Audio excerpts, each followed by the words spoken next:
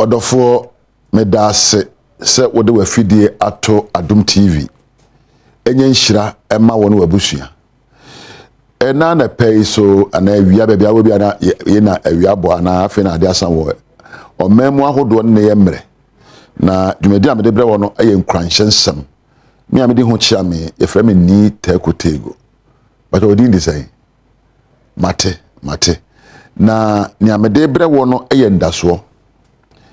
Me be adwuma na pay me se onsu ato enti me ntwimia me kai ti me fa kai bi ne ba na kwa na se masa wona aye adwuma Adom TV me se so na ahye nkura me se na wona wo se nda so wo ho no na me se masa me nkasa na me sa do se me we university mfie nsianie adwuma de adwuma me nya bi nye ene boat na me ka nya me nda so no me fire kura ba bi na me ba nkran me ba kura me na me ja epo me na me ba Nyankopon kura me nsa fie kura ba na se be ona aka me nsa e ma manya tax adwuma me kan na so no wo hefa ye mamu ampanifo na katakata ne manyina so nya adwuma se be da me dem kura na ne nya edene oba me wa no kura na me nya bi because twin pranso ha ma here yefunu na akoya asema ma me ntimi dam we se me ye se be ye adwuma ya me ye na me ni kakra wo se nda so wo hefa nda so na wo he no kure abrante ne kasa na mesifim kakra or say the systems that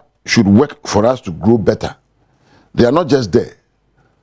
And you must say penifo hye na mrante nye nda so de adwuma no ebi ni adwuma no kwakosua na ne be na ahye ma wo o say o man bi so o ya abrante no ento aso benya 18 to 20 na da abedam kura ya dada no mem ha de say be abedam fo bi ho na sika be dwire fo ho na form ho ya bre hwemu am ya hunu se ofa nipa ha bia na emu nchichemu aduasan 69% of the people feel trapped in their old routine. Over 100%, 69% are trapped. One yaka, only 3 out of 10 people are happy with their life. Nipa miensa, uyi nipa dua. Emu miensa mpe na wakazo ma brabo de me wato me. Ene anamuntu ayetuo no. Enyina pe yedie. Enyina pe nkoso. Nanso ya na akwanside na ma ya bemu abu. Na eno na ekoba ne se abaguro no ba na mrante ne baba ya sanom adubone nom ene mpo ahubra ene abufu ene mpo se enya hobrase ema ya ho what we need to do is that a lot of the anytime I overtow insurance policy third party and now comprehensive brown card odofo medase se wode we fidie at do is that a lot of the things that are happening to us depends on us. Yen de jina so say ye be pe woni ye betimi aboa ne. Yen de jina so say ye betimi pe ensempa ye betimi aka kire ho. Na no oba bi kura de so ohun aware se de te no a on ware biom. Asa ware no se de onim da no se de asai. Wa pa ba oni nda so awade mu. Bebre ne ye hwe no ma ye fam na yi a nda so ni ho biom. Beni se ba no sa. Esi esua se abraba ye boy nipa eguso yare ewu baba ye boy atoyanchem eguso eba baba ye boy bebrenya dwuma ye bi wakwa ne din unemployment ne surname kwadwo unemployment ana abra poverty just abro hia and that's only ho bebre na wa de mu a ona ware ateta pansam a ware na kwasa boxing ringer ye bo ne na empapamu ni eyimu na adoso woni obewie school ne okodwuma ne afa no wo de ye mfa enyimu na adoso na empo ede krono na ede ahubra eni empo awurukasam na aba kosi se wona mo mamu ha wonim da sabe obi betwe sika eda wo wakunwo. All these things can have direct impact on our lives. Enyoma ye famu ne no enya ya adwene wahu se yekum obi wahu se ne mebia opa wunya wahu se ware wo mu na nkoyie adwuma opa wunya sebe aduana be die wunya ni sebe atoye nkyere ma beto da bia ne ye hye obo be ni ade ba chi bia na ntimi nye ema wo pa ba ema wadwen so abrabo ye boy de bibia ni ho a ebeyi.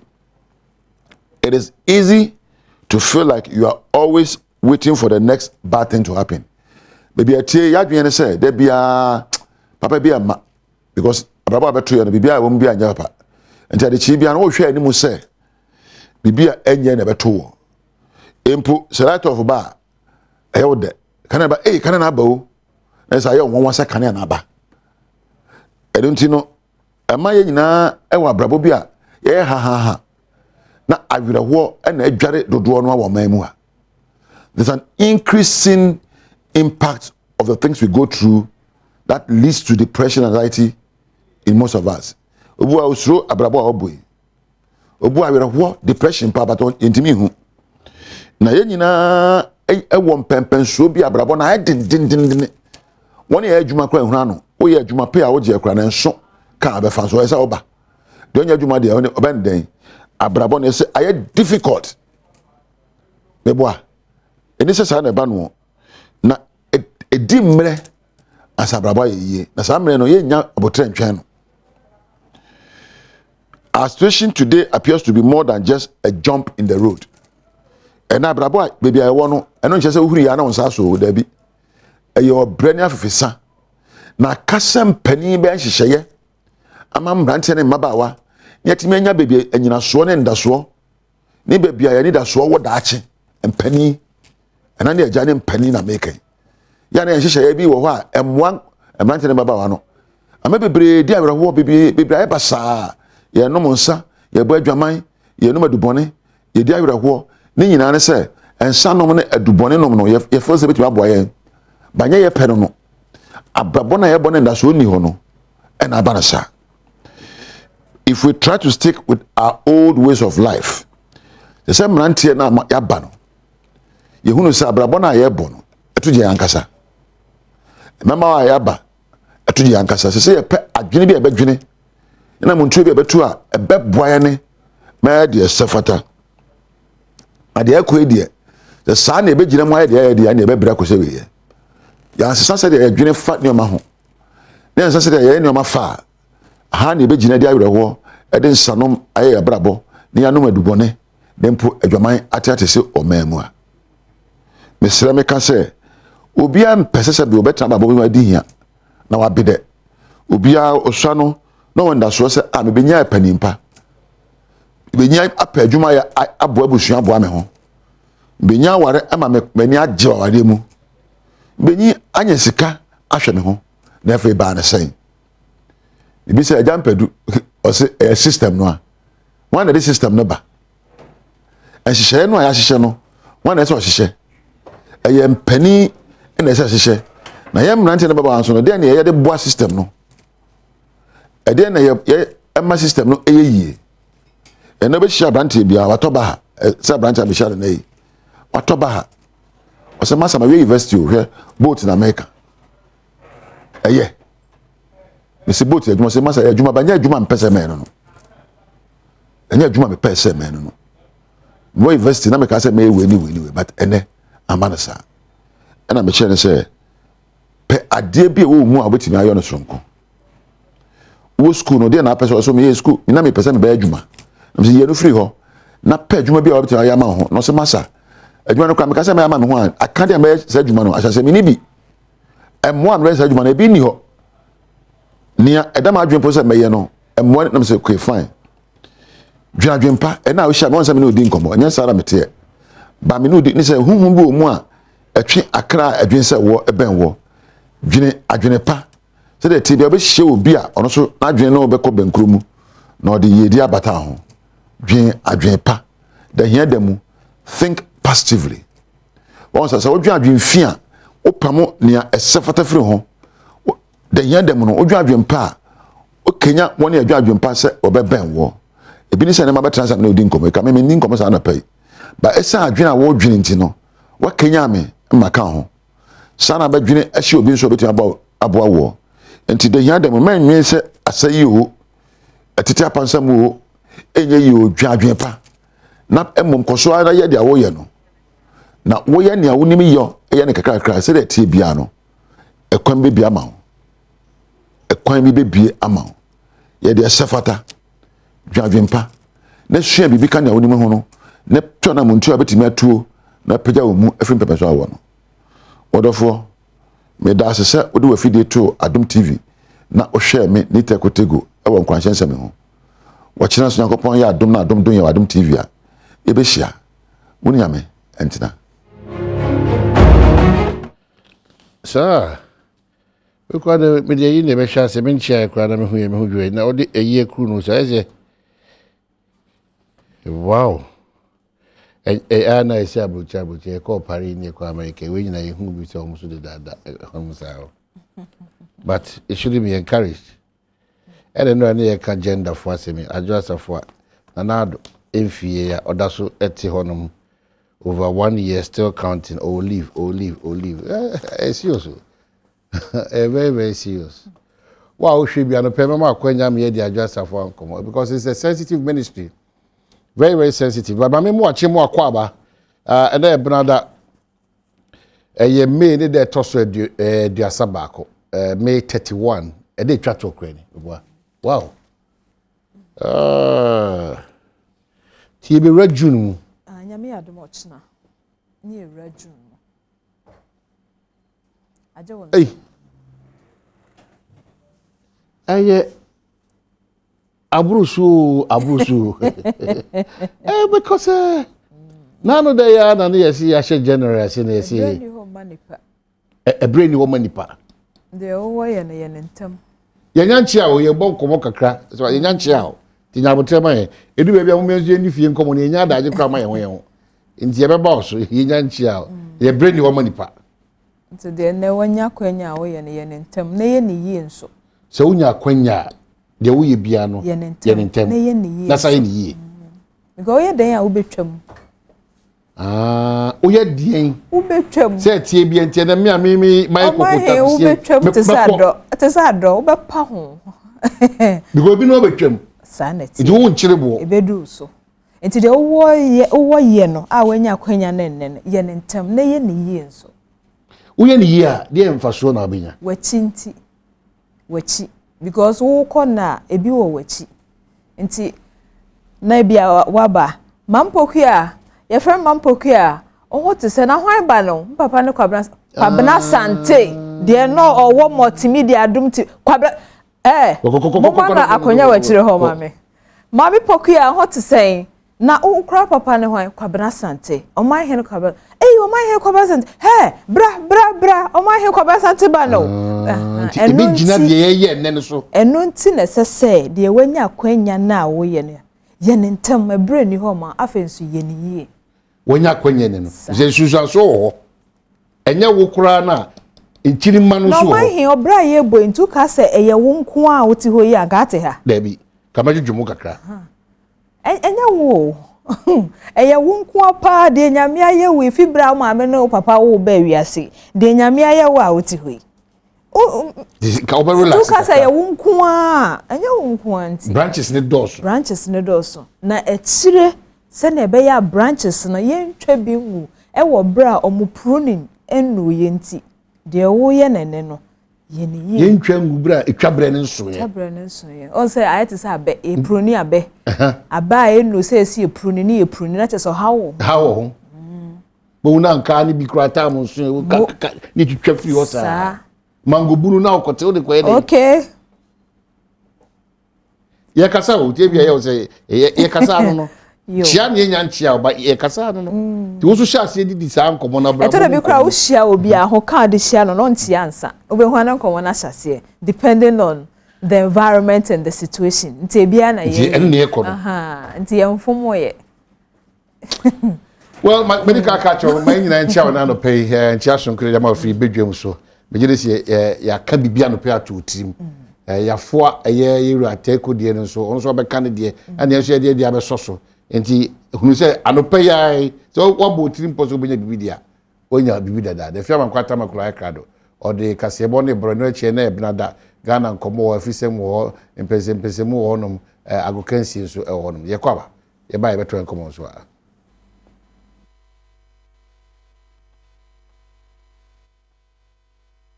anytime I obeto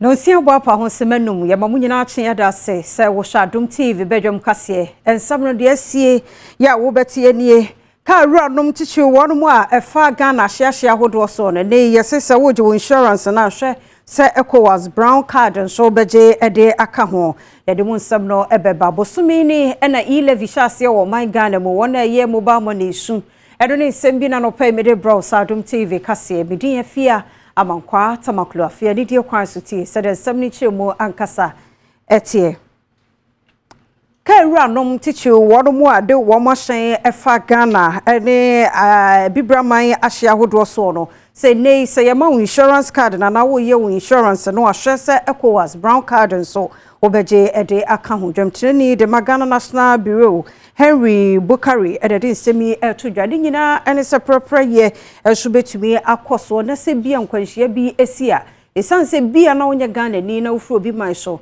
sa brown card nti ebemu wanya wo bambo mu ehhehye bi Adom TV kase etwaso. Anytime I overtow insurance policy, third party and now comprehensive, brown card eka ho. Into call insurance company na omoma o policy abusa. Say me brown card when brown card no ubitimi de tu kwan uko Togo Lome Cote d'Ivoire Abidjan baby obeko bia unya accident a wo hwe brown card ni chi a numbers so ofre brown card office na mwe bi onre ma obia no ombeboa so wo drive wo Ghana ha so na ebia Burkina Faso car bi ana Nigerian car bi bebo enye o Ghana insurance company ene betua brown card bureau ne betua chese yen ni to Burkina Faso ana Togo for no be di kita ho na bibia se yetua obia no na arrange no metua ma first na e di mbasisi ano brown card scheme na amayehu se ebe ko nim de se yetua claims entity ya building enough funds a yen bureau no crampo no wo claim a ye betua ansa na your insurance company ha koje Enwechi and a Commissioner of Insurance, Dr. Justice Ufori Editu Jase, National Insurance Commission, Wobetineni Ashe, Enyumeku Awodua, Ubi Ekwa Munye Munase, Uyensi, Chiba, one farmer in Timina, Sebeya, Obeye the Sessa Wonum A. Claim say accident is baby, Ebia, Oka, insure a accident for Nigeria and I say Togo. Because of procedure and I call up and down. Now, because say, I contempt. So I say claim their investigation, but your mom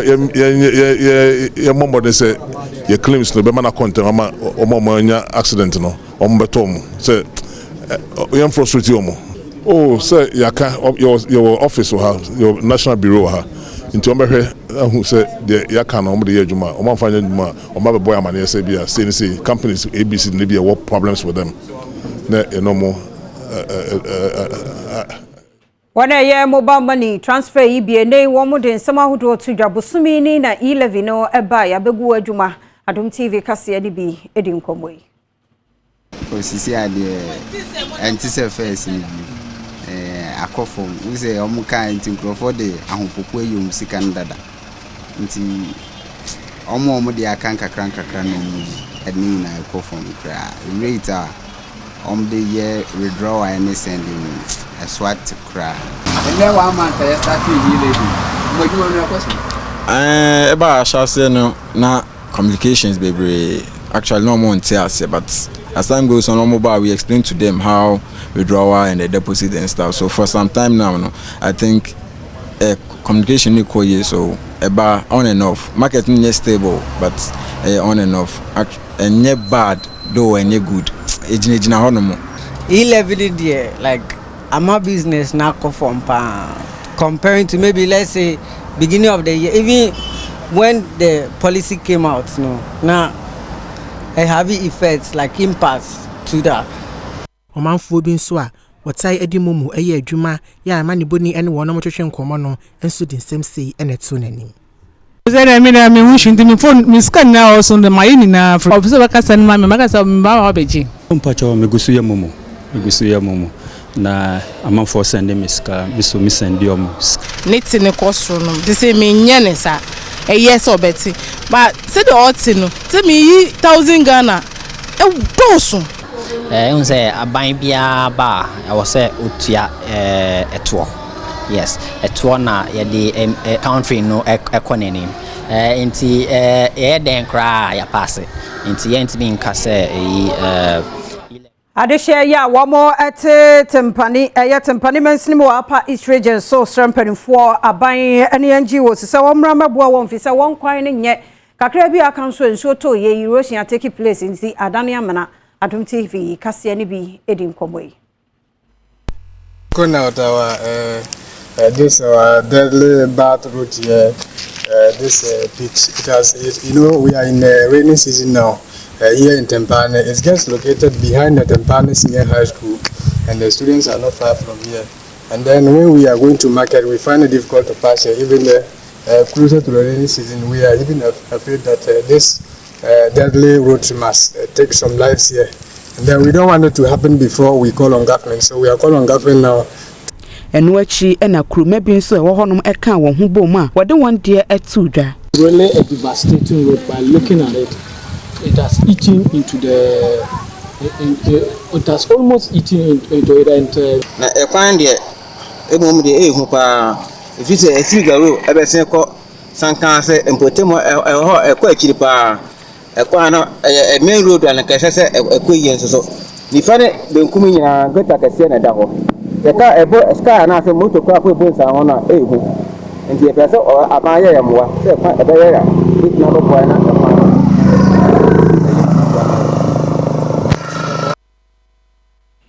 Abusiafo ya womo adofo krom ne ya Burma eno wasante achim south wasante mantemu emfiensu ni na chip compound womo esi ya ka nwura mu for 7 years wasrempedi force womo mewie ma won sebe ya pomode pa ebepeja no obi yare a ade ofroka ansana otimi akwaja yaresa na ona basic clinic ni bi wo eha na nso so beye 4 years ni akawiram a isi ho intino yesere se omumetimi emeye hu biribi mayen nko yie eso mo eba beye omaya yaka ne yaka enoso de yesusu ihiamowa ifise yebekọ ayansabe yakora yi moto bi ekokomiso omaya maya ebeboa yenya ti yesere na kwantwa na yedin nti hospital ba kwa aje dwaso na bugu e ka sa nansan me yare na dupa be 10 to 11 ho me fa moto me koduru ya na fe ma minti me hu me mpo na hu me ne yedin ma Mrantia hene owo adofo krom na nakofi amwako ene adom kasiama ne boni kwasisia etwetwe nkomo no ene wodi tuja se obi yare ewo no krom ho no mo a abobo ya ene wodi wonum atumu ede won ekwa yare sabia ya enso wonum yare sabia wosi wo krom ho no mama wonum no aka hwa mu nchichimu aduonu na nka wasi awie sabia mu de ade ebere papa awokan obi a agise edin to abobo ya ede kokumso kumso nye yeri ya si arfu ya ya kwa susunye kwa difura ko kumso senye ti azano pemfo no kudu no abreyi National Road Safety Authority mpanimfo se 2022 yi mu mfimfini na yedru ye no kan kwanhia no private cars ano se ankrankra cars de no ene de oso mu nchiremo ne Adom TV edin komoi sie in Yashrin Kwan 943. Last year, the same 4 years, they have shrink 1,034, and also you're down 8.8%. Until there is a direct correlation, says a switching bemwa and a microphone. Commercials no nipa no sales. To South Korea or car owner so home. But private cars no dey we haven't analyzed, we're in the process of analyzing ehu di entia eno conform no, but we anticipate say enema ye dey betu dwa no eba meni nyina aba form. But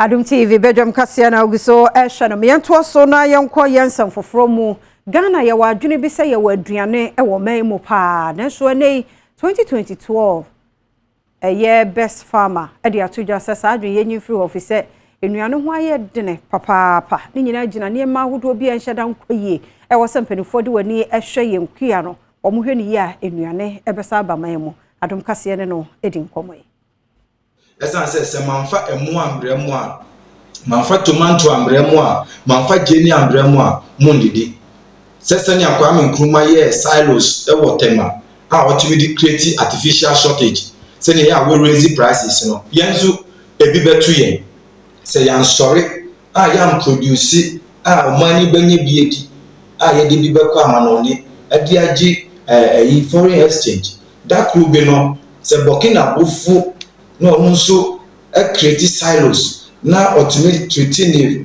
tomato ye Nigeria na ebedu baby we will lose control completely over our economy and say adi we say nyina ye ni ekoho eyiye pa enu achi no wadi nsem bi to Adom kase anim ewo okwan ahodo a Ghana ban efa so a biaye ani aduane ho nsem betumpon ewo man Ghana mu maybe no aba the government can do the same thing.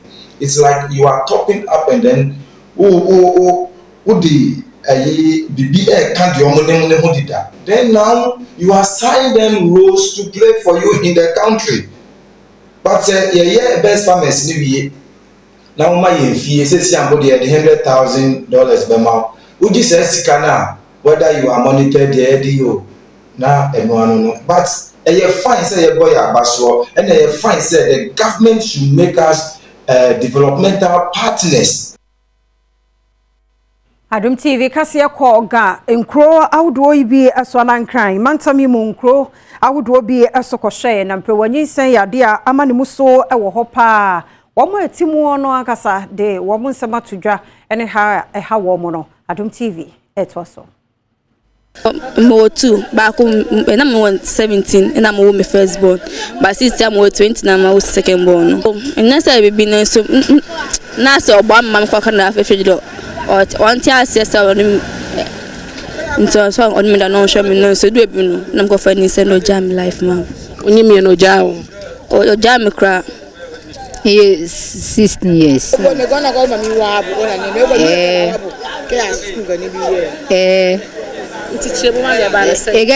Badwam mask enuchi emrantie bi so adodo na susu se wo na wonam wo so na empewanyi sen yi eba no ene Adom TV kase ebo ekasaye wo mo kire mu wo de wo susu se edi empewanyi sen no eba ne dodo mu yes anete neti sen to da enfim penifo no enkwara so te Adom hye penifo no esa se Adom no program sa koso we bia na obi tu ne bedin obi ye party bi e ban sa na e de ho che akaba na bo se ono akwara no onya adwuma no niska no agye ba ne tima so so fa no ko ye peni bi na ono nya bi na o maniska nche so kan na ma ba na sa no anya nya ne film peni fo no se hu aba se eni hu ye fede on de ye be bi hu na yesu ya kan nya pese kan ke kan na se wuti ase afan ena sometimes na enti ya ba na sa so na ekom ebia nani ni papa nani mami ebia omuni bibi kakra bia ombeyi ama akoda ne on so pese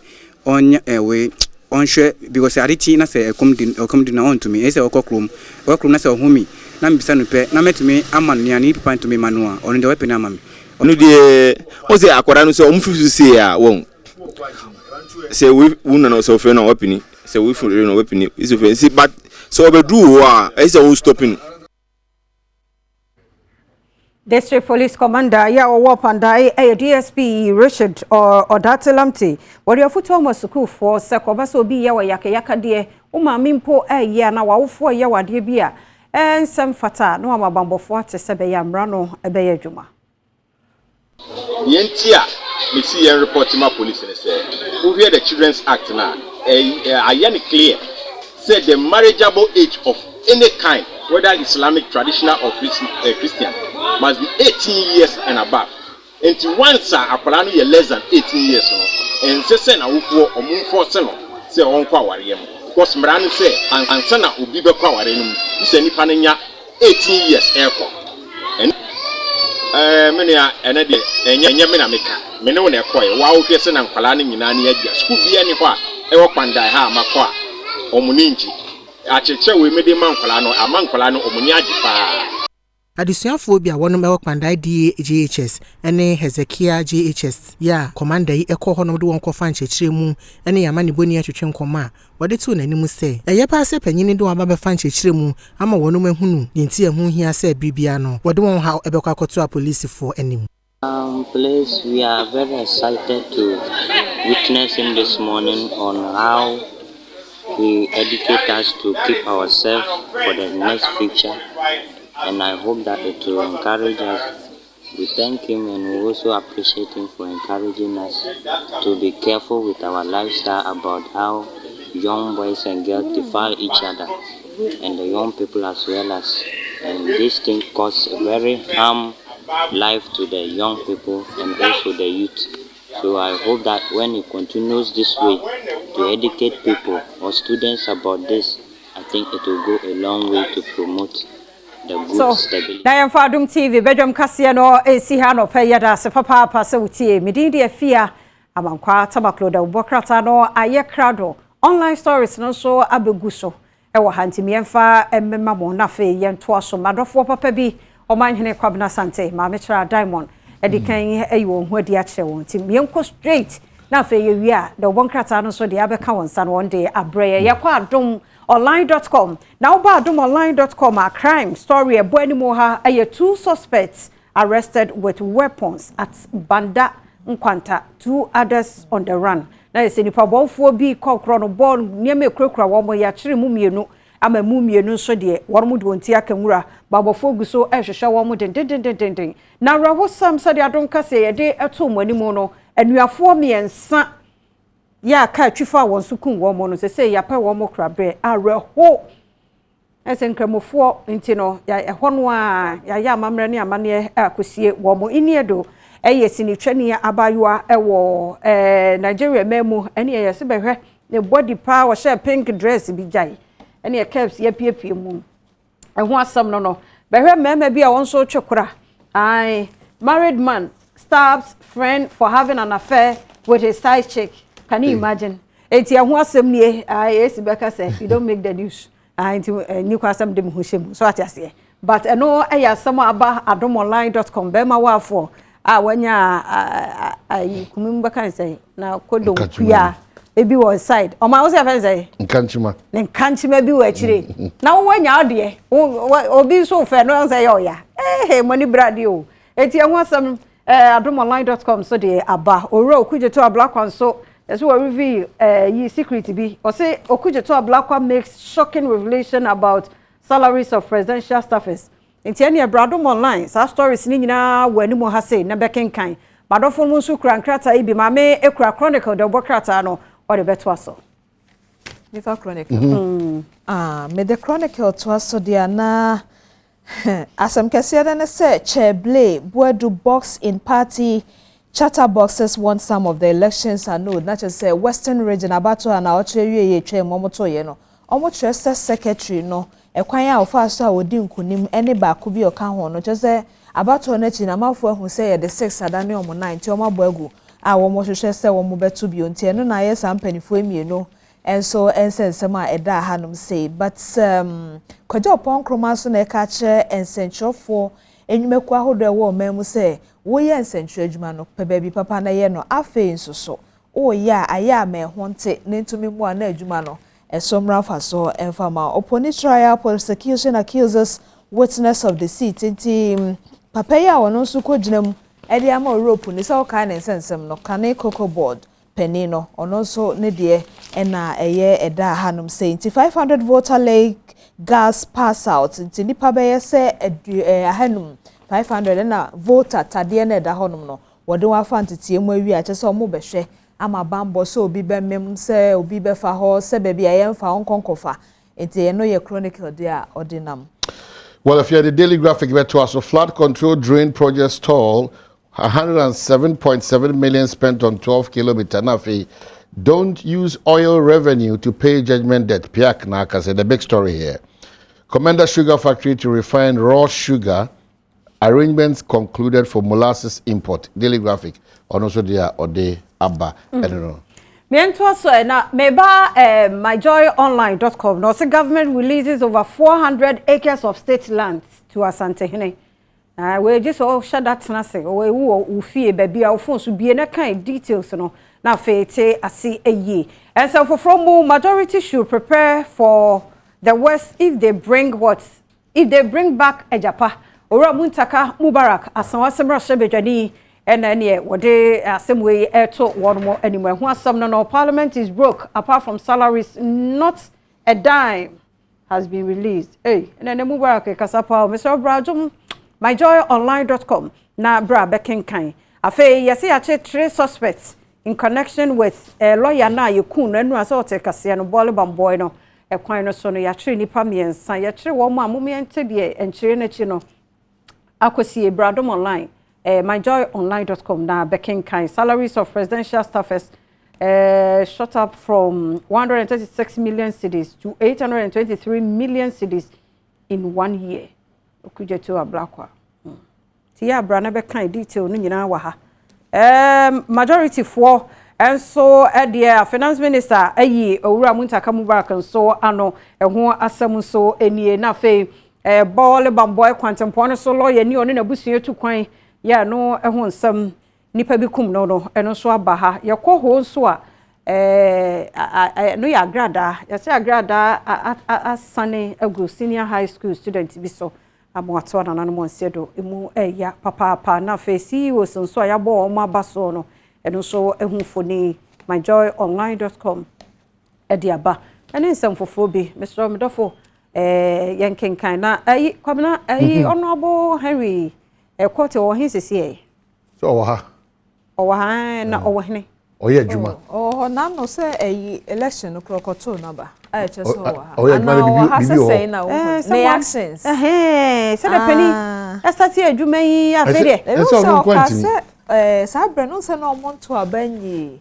assemblies MMDC for ntino o hwe akiri say o mabade a wa hand over eju wo subo bi afakobo local assemblies e bi omode mo danyi woni so Mercy Crachfo no omode mo danyi woni so ba so minister betimi ahye wo mo so oti ase ase sha wo hye wo no wanji bra wo so wo wa adwuma sese wo ye woni ba wo so no wo je wo adwuma wo na wo ye obi adwuma ma no because them what hye mu no ane yi MCs na edwo no ba obetimi atwe mo adwuna sese esim to aba so ati ase enti omo no mo to aba back yeah to the I normal bisa ye dwuma ye kwase ye sese gidigidi sa ni aja promo apart from esumu a esi ewo ye fiefiem say light out and cry promo esumu yeah and kromuso fudu ekwamru nyina afu enti enranie esumune ayi enso yi to ye mama mi ntwa no Ghana Telecom media be kan wu school nani mu ho no onsa anwea no enso no ya e say amakwan na kwaye fon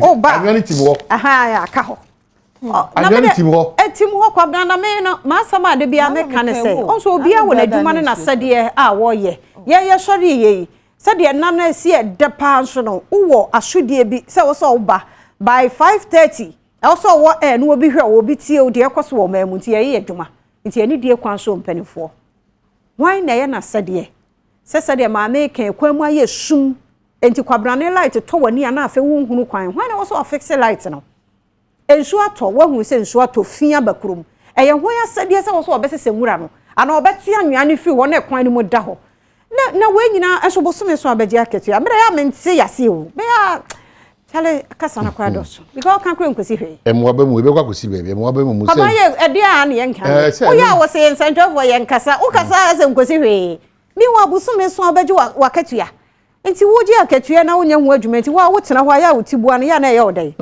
aso obi aye na adwuma ye nyina ya ya nkenya ni sekasa bebre yo aso obi ada Brofun kwa Ethiopia GN Bank ewo US na egwu no GN Bank no de ewo US no papa ndi obie no ayede na egwu na amafo down ne ka no nti me US ka dia sa ne anu ade asa dollars o enti no na chese mo a wote Ghana na no mo de ne maaye no na chese by interestingly no my hair papa nso na watching you wo kra ne is a wine of glasses old picture actually that's old picture I want to be better some here sa ho za no mote okay mo emfasia ani na ahwefo ase to aso make professor atenase ba Kennedy Beko privilege committee ene o Kennedy Japan obeko privilege ene adwa sefo anko mebo and the date ne ne atwam ide onna na odikan ene all right so no walas metie radio na nyume na the boys too no ba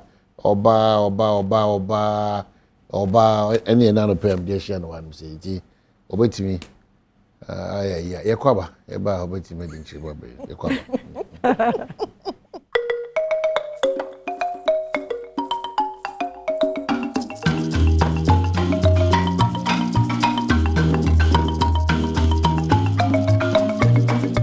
Akwaba kese bi ndeba Adom TV so Adom TV so bedwondwuma die so dia wo kansi hu sempa ensa kana no pensu ja medindi Enoch Kwasi Wolanyo Wallace agudie catch ba ko pe the only nomenclature the professor's degree in sports the Al-Rejna Wallace the nation's presenter and mesin kunya ekono kwanten kwane nsema odo ensa kana no penso e wo Ghana agudie ejao chano so ma se nyuma ko miensa omna bo misika dwete men no penso den komo 18 ba one expert I've always told you that betting is better than sakawa ehinta sema e wo betting won say bet de utwa ne befu a na odin befu utwa ne kuma bi odin kuma sa no manum eni ti abusua de sika bi ejao say asase na say japade bi obetia koton na odin na beguso utwa ne befu say bi obetia say de ne befu mesrew bo modern ada so wo beti a ode adwene kakra betia sa to insan say bet so diwa utri betia bom wa adwene betia sa hyehyew bet with money that you can afford to lose sika editia danka editia school fees editia light bill editia water bill yem fem twa bet mo pe bet dia manenye one expert madama wo mo tachiri pa boa mena no penso de nkomo no etia ba je fast mixture enso edu ba kwa memanom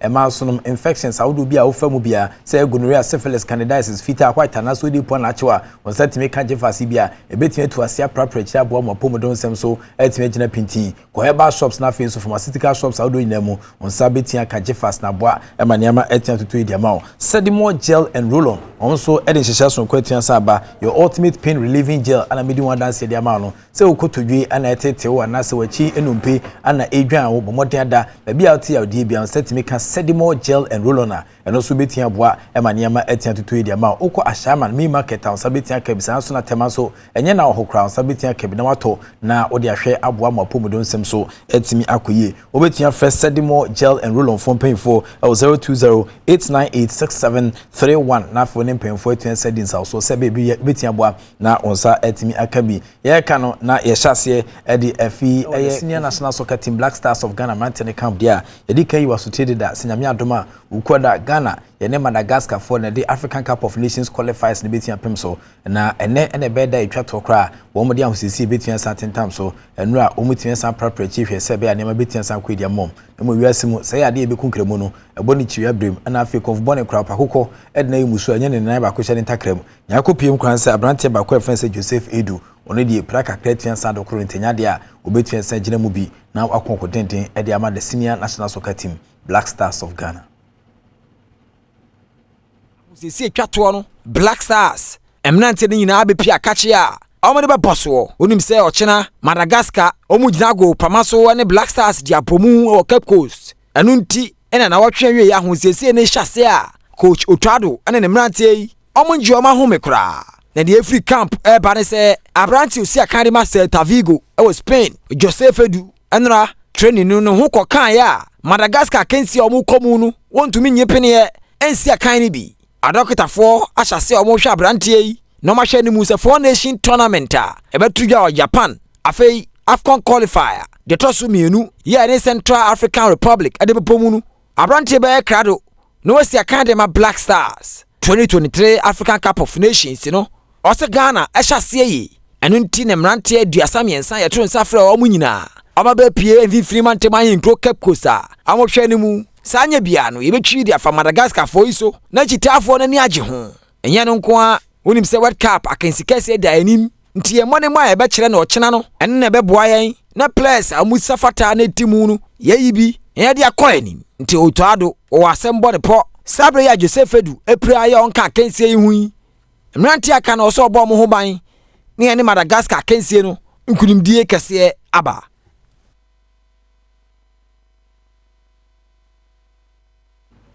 enti yemfi the senior national soccer team Black Stars of Ghana Mountain Camp shene soma mse nyame adoma wochena kense net of fema 7 anwumere ana sakens kese ne betua sa baso yenko Toulon tournament eno ebaso of France na moton sa de Fred Mantia edi mfie dunson ekopem mfie eduonu miensa 23 years for so momra na no moton sa de Fred Ghana se yemfa kense ne betua tintam so a Ghana ye ne Mexico fu a omayo football yie no ana de akense di kan tin tintam so the Black Satellite of Ghana omo transfer Mexico etwa kaba kwa enu a otumisampa she Ghana na nyasem keto kra e wo sana nema esi ekoso Sergio Manuchu e wo sa kensi ho manebo afimu Morris Wevero tournament no ahyase na wotwe awie ya amahodo dumienu na akopie France a akansikase yi omopre ho na kuruwa baako no oman baako afa akanse ya ahyase yi agise June de toso dumienu na omudi bibia bawie no my Ghana yemrante omuni mu mfinhia duo no mekere Black Starlight no ura Karim Zito na dimrante animu a omakopie France nenra omudi amakanse dikan de pemso a womutranya ye na Mexico ehwe omo eka baako ye omo ntumi ante Ghana ewo group B omo ne Venezuela Mexico ene Indonesia ene wo ho no mu a wo mo hwe animu se June de toso mienu no omakanse dikan omo Indonesia ade beboso no omakanse twato no June de toso enum omo Venezuela ade bebomu na so mutire ya omakoko omo nim na Morris Reveille tournament etudwa ewo France no omo so akire omo bobre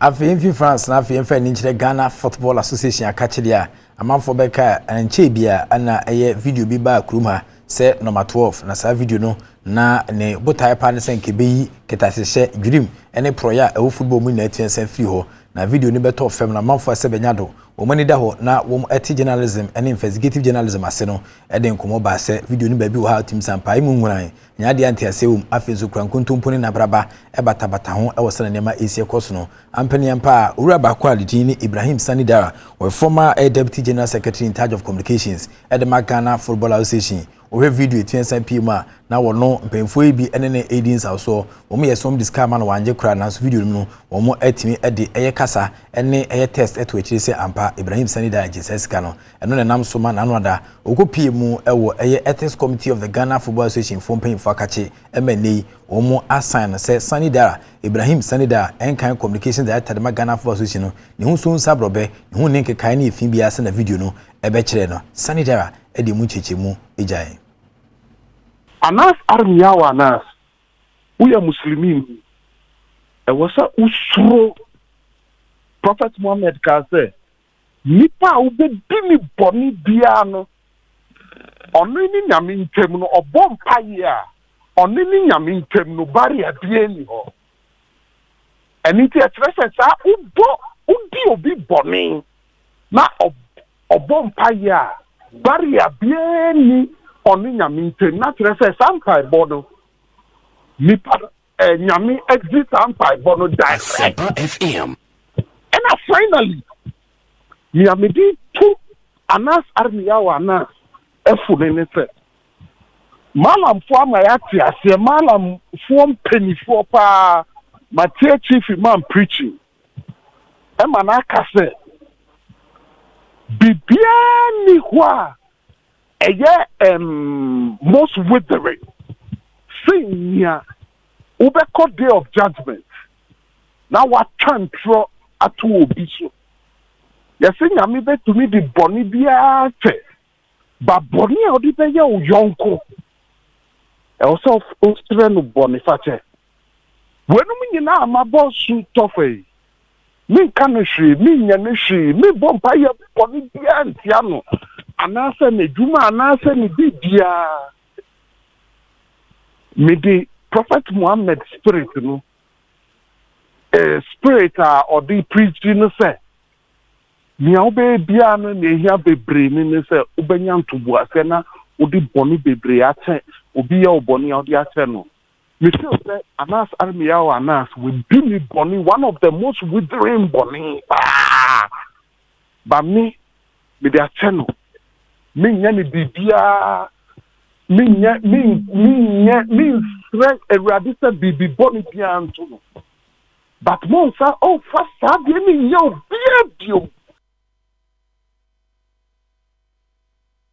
Nti Ibrahim Sanida former communications director the Ghana Football Association PM e number 12 video nim no ana nanu ada ethics committee o ma sign say ifini nkekan wa bia ne ho so nsa brobe amanfo be kai Sanida we adwuma fi Ghana ha ko PM o BBC oba homegye no ana ose oba beboa ama Ghana Football Association in terms of communication niama etian sankwe ana ose yede sankuntumpo ne nabraba video yi bare na enei ema niama ye dende ba ma ne okasa de uguso adwuma de maka fo mpanyifo se communications omo hwe nim se kwa biaso no African Cup of Nations e betian satodwa no obeboa ema niama etian koyi ede amom yemfi on fa ni kire Ghana Premier League GPL matches audio etian sa PM no ba ko kansensemu anura 31st week no ye ko ba ne say House of Folk phobia never see die ashedu ketekena no nyankontomrante no omne Karela Football Club na dia kinsi ne tentam so 90 minutes of soccer fiesta na akoye all one e was kinsi no House of Folk abrante di ne Benjamin York was a very beautiful goal in 45th minute no bia nim say House of Folk for akrafie say Karela United on fins maba no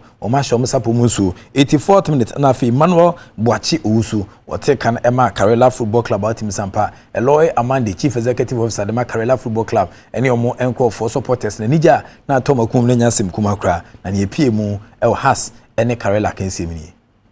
The control not the best, but when it matters most, look at the turn and the finish. Amazing. And at this stage he would bring proceedings to an end as far as the first half is concerned. Our men on the ground as we kick off here with Karela playing from left to right. Enoch into the 18-yard box he goes, he lays on the pass. This looks good for the Phobians. Shot on target. The Rock of Gibraltar himself. Amonu picks it up on the far side.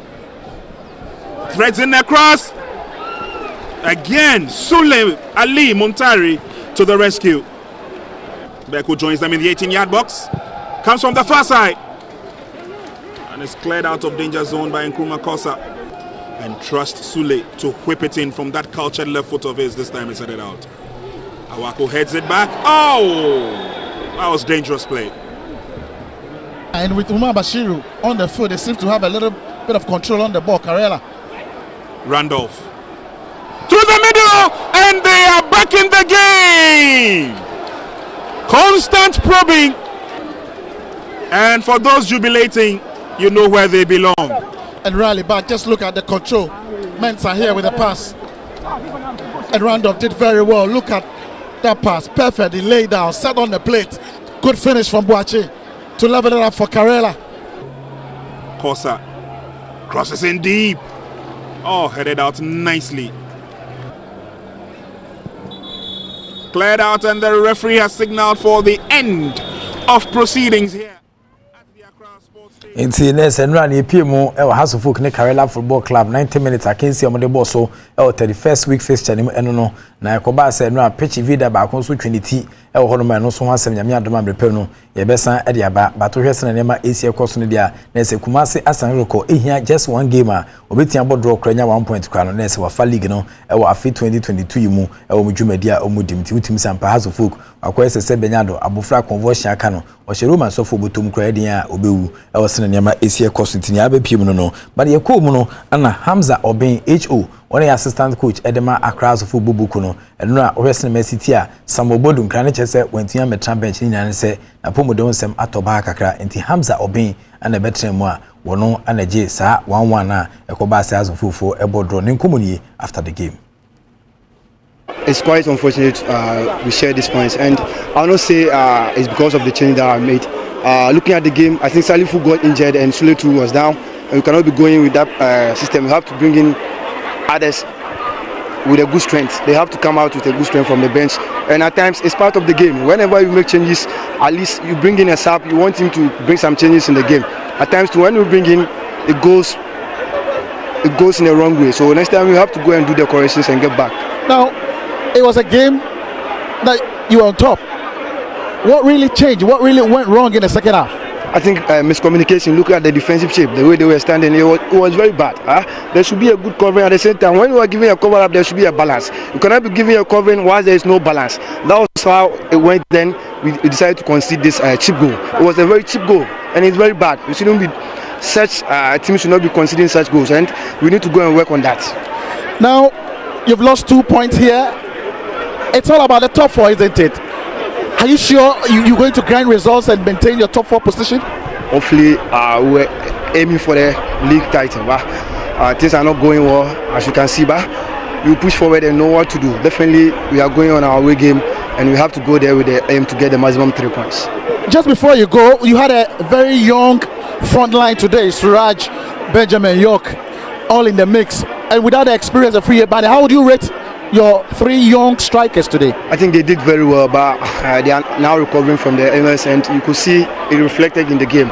Suraj was more up to his play today because he's now covering. Likewise, the midfielders too.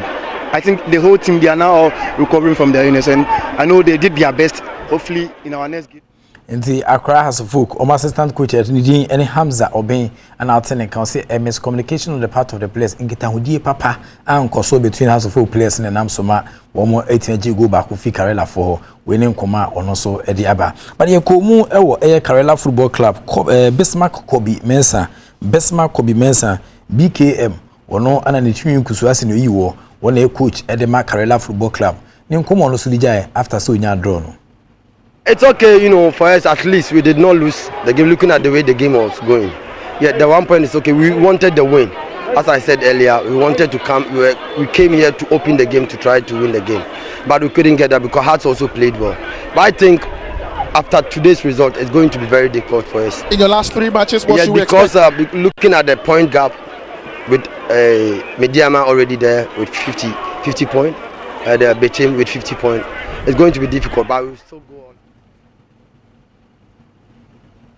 Nti niaba no Besma Kobe Mensa head coach Edema Karela Football Club ana odene nkomo so eja. Nemdi tu mesrebo kra no league log no after week 31 ohwese na nema AC ekoso obetia boni akoma hwese na nhye ne city a Kumasi club ya Sunday Roko ewo 59 points ono ana Edasro still Bechem United are second with 50 points Media Mada third with 50 points House of Folk at the fourth position still with 48 points nesa 1 point penenra with me Amasi na Fibrekum Chelsea at the fifth with 46 points Adriana Stars at the sixth position with 45 points Karela at the seventh position with 45 points now for Great Olympics at the eighth position with 44 points Lagos City at the ninth with 44 points ewo Omakinsia one more Eddie at 10 times. So 10th near Ashanti Gold Football Club 42 points. Bibiani Gold Stars at 11th with 42 points. Accra Lions and Kranjata one more at 12th with 41 points. Now for Kumasi Kemfires at the 13th with 36 points. Dean Football Club the 14th with 35 points. Now for Rio Tamale United 4 at the 15th with 35 points. Team sir, Nyamia Drum na Bibia Mitwemu Bia omo relegation na omo gina so Accra no 11 Wonders. Omo the 16th position with 33 points. Now for so Wafa and so the 17th for 29 points. Now for Elimina Sharks there Western Mexico so 18 position on the relegation and Oye Baba and Anessa on the 18 position with 22 points our league log no since way and SSS on Coco no so 10 PM Ghana GPL with 31 matches out with 20 to Jana Husun so ana yedi eja no medawase na mama mu ene hwehye no so mama say 1xbet I've always told you that betting is better than soccer wa bet you try before and udin before but more than that bet ya manenye 1xbet Jeffas Health Limited the Jeffas na no question no pa dance wa so dem nyasem keto bet amount for only Jeffas can save but more than that sound sabetia ke bi betia boa e maniama etia kwedi amount na fe Sedimo gel and roll on so the ultimate pain relieving gel and I made one dance dia ma kwa shaman May market now sabetia san kabina field when chetem so a on sabetia san kabi de massage waist no ana fenso uni ukotodwe na fenso we chibremo ana 18 atetewa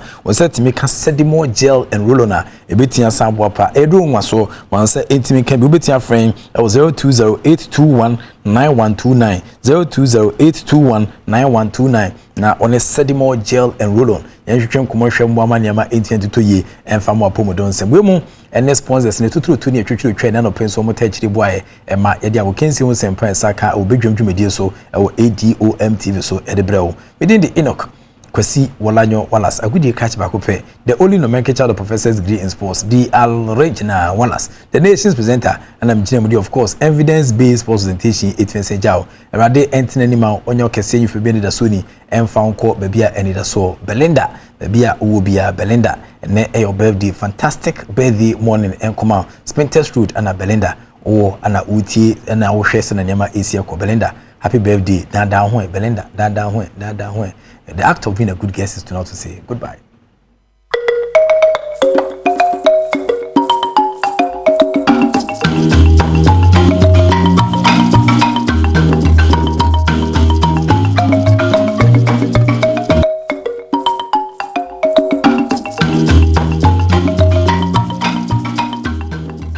Well, I pay Masachio, Mamenka say, be a proud Ghanaian, and my officer Bribia, than who be so abeka bibi. Very, very important. Say, who be a cosu or potem, and as a baby, or Juma, and as I now mumbu be to a near the Yedi Somoa. Mesro Bibre say, who be pe na waka bibi. If you see something, say something. Nyoma and some fata, any or mine on shishaye, or mine mra, any or mine abrabon, a bo a year, a bra, a very, very important. And it's an open main come from out. Who bibia na waka bibia bema Ghana and punto etimi akonkai one yen temper nafa my bio. Mamen Sanka say continue to exhibit those values, no core values, no. Say utu watch and adore my Ghana. That patriotic value, no, and that loving value, no. Very, very important. So adore my utu wuchema maya. No, mine also acknowledge, appreciate you also one day and no okay count this year 50-50. That is a Ghana economy and it's a very, very important. Nema menu and I'm the age when I pay now for mama kwaya media or so etimi about Ghana kai unu say achia but emuye. Be a proud Ghanaian. Dedikai directly to the Jubilee House and to Mr. President. Ye hu die ntie be si enano pay amene udi nkomo Mr. President down Brasim adwo asafo ho nkomo die ntimi ni wieda. You're interested in the political party MPP or representative Eodome. We are interested in Adjustment as a gender minister. Ministry, a very, very important ministry. But a damn pine, Emma, how any new ma ensem fata na etie. Mr. President, you best say wa hombra same senka obetimia yinedi. Nya sanso dia fanchiremu ebeto Ghana fo akoma so no ebra. If say wonwa ana ebi emu orem. Ekwan ya fa so a solve your problems o man ni mu nie. Upejaba ya yes na no da President Rollins nyame for the crazy oyebi. Upejaba ya na no da President Kufo oyebi. Upejaba ya Yera Jomama oyebi na nadun so eyebi. Na so man ni mpuntuo na nkasa de anya de adwene ho. O man ni nyoma ebesam esese etwa sapa no anya de adwene ho. Enti kopem si ebe solve o man ni problems as if say yankase problems no. These excuses and explanations they be koso sa na can say. It's a gender ministry as such a sensitive, relevant ministry. As we speak this morning, Adam Paya for God knows. And the Jubilee House is quiet. The Jubilee House is quiet. Mesre, His Excellency Nana Danko Ekufuado. Say to Anamon, because Nyoma do na bi wakani inimisa unkasa o bawa kasa o. It is speak to this matter of the gender ministry. It's becoming too much of an impunity and disregard for yen or mamufua yakoto santine enye gidie wo mu edi tumi share wo ene MPP amanyu konis de to so biem de bia da san komo we eba efri eye Rollins so besi President Kufo so besi President Atamel so besi John Dramani Mahama so His Excellency so besi ene na Nana Danko Akufo-Addo nipa dodo a eye adwuma ewo abankese mu a eye aman panyufo ewo in this case the Jubilee House eye dia ye amanyo sema bi se na nopa se nipa 995 na ye adwuma ho na se mu 337 political appointees are yen ye pen esiu na nya nanso na esi yen ye pen esi na nya nanso na esi esan say we continue to be beneficiaries of the system. The system is corrupt. The status quo is not the best. Changing it has been politically tainted. To getting results continues to be a problem for us. Young Kassan, you name your problems. You need to know about prescribe as Ghana this year. Amasaya, a free as rako. But your pekasenti, political mischief, propaganda, and in your mind, self attentino. Our dishonesty is leading us to the ditch. But Obiya, careless about it. It's becoming so something else. Yes, sir. The actors of the land, or shape minds and thoughts, the journalists, let's unite and fight the Ghana agenda. Kaihun say, we only have one Ghana, so be a proud Ghanaian always. Machao, Meko.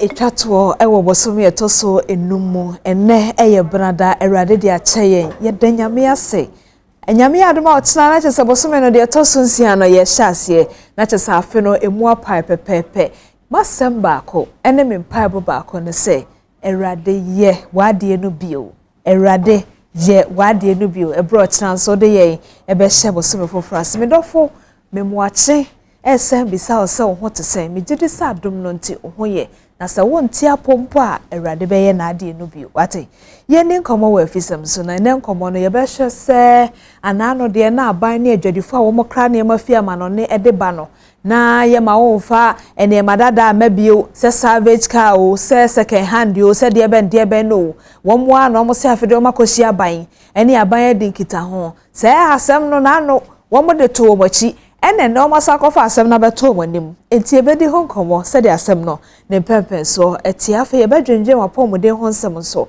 eno so kan nkomo a yebedi e wa afisem no so na emum mame mo sa ensem ho amane afise wa daromenti da yenya akwanya se yebedi nkomo wo afisem komo chichen so ene say kane bi no amisa no mikrom ho ena pempure ye kotwa na TV no kwabra ne gina kire chimko ha ye o debi wasa se no o fako anim etwam HD plus adaromenti Ghana na akọ nanim ifise wiase kọ nanim kwana kope HD plus decoder ne bi na auto TV na wo hwa Adom TV ho se wo ba na TV so ne friend Diamond wo de afisem komo twetwe be bro say clear o he no feel me dofo the number ina kope bi top 0242 439-872 na onsanka binama u TV channel wanya feel experience eno na make for ede ama anope na fenso Grace Gift Herbal Clinic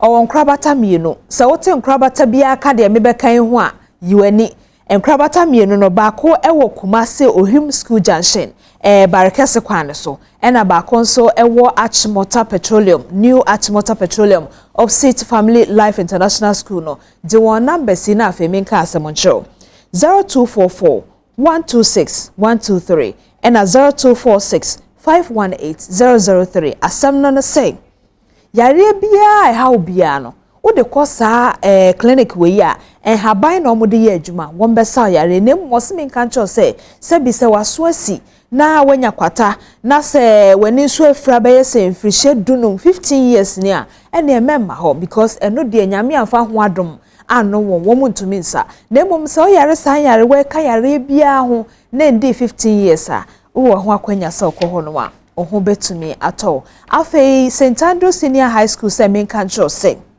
wo ye grade A school na grade A ne so mo ye no wo mtrim wo ye omdem wo bo mo ho safra ye kan say and Samrane say we are always in the lead because nya tro no mutwa wo mo de omo ho o de open school ama oba wadu SHS in Pempenso na private school at Fresa number say 0244696911 and 0240257312 448 na ubenya akwanya because admission no egusua ekosom Piwak Healthcare for say womo de garlic ya wonim ye akeka niema bom de aye adura saa aduro no edin eda so no eye 3p garlic mixture na saa 3p garlic mixture ebi ko widie no abehu say bibia na etete wofa ensabuo ho yawo eko afa wo sugar no a doctor for say wo soro no eso bete onsa ye titriti wa kese dododo wontimi nyunso yi etitru mema no wa otum se wafunu se baabi akeka kono de uhia 3p garlic so ho ni nyina beboa wo amatumi akoyie de ama me aye na obenya binom eye okai shikofisam ene Kings Walk na afa Kumase nso ye Dan Herba ne Colinac ho eye Albert Sam Herba takrade ye AA Mensa sunyane eye Green Light Pharmacy na afa frɛ won efa 0248 928824 and now say 0201 000 onsa ebetumi akebi enti eno eye de Piwak Healthcare for ede aba mebo ho amane na afemi wi na mabo amane so se GRA tax tip no aba na eye double taxation no what a honsem no dada meeting waka obi o say DTT no say no any double tax treaties are aba and no de boa wo mo aso tax hia depending on adwumako a oye no nti GRA se me mo sa enkai boy Franco Trading Enterprise adaromenti kane no brothers bia na say sisters bi di omo ho agima omo ni ate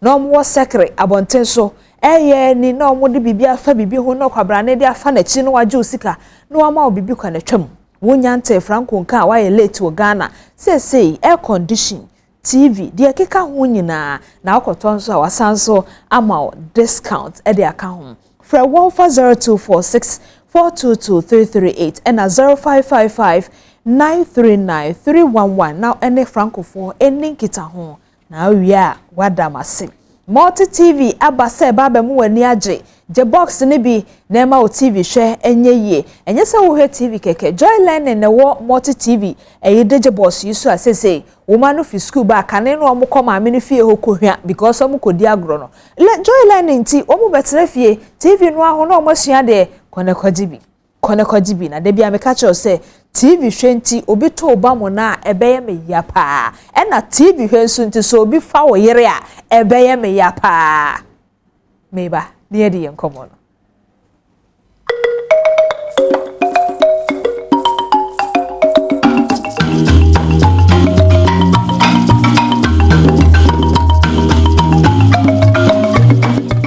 se Dr. Kacho se time da so a na time da so na se Dr. Kacho se medimafo bi wo ho a odima yarefo sa won yare a asem we wonye Kristo ni kra me gidi se wonya ebunti ase prekope me kada sa na mpese me cho se Dr. time da so teme nchen na woda so awo medimafo heba clinic a Nyankopon nam ne so edima o manfo nti wo sa won yare Dr. Mpacho Machi ya ena obi ahoye obi ate apopa Nyankopon so sha no mo wadwuma nkoso se de nyame dodom wo no oni Ghana fo ni wiase fo chiche because obi o ha onim haba mapa nso ne fie fo na de se mo ho yare no kore pa ti eni obo nse ne fie ni bibi tu ne pe na wo fa fichire ho no akofa ba na oni ne fie fo ba wo de no wa ma aso ewiase so no kore nyame sha no sha wadwuma so amen ugu so at the time to tonkrofo yare so se kura de enya sam ketwa sa yekeka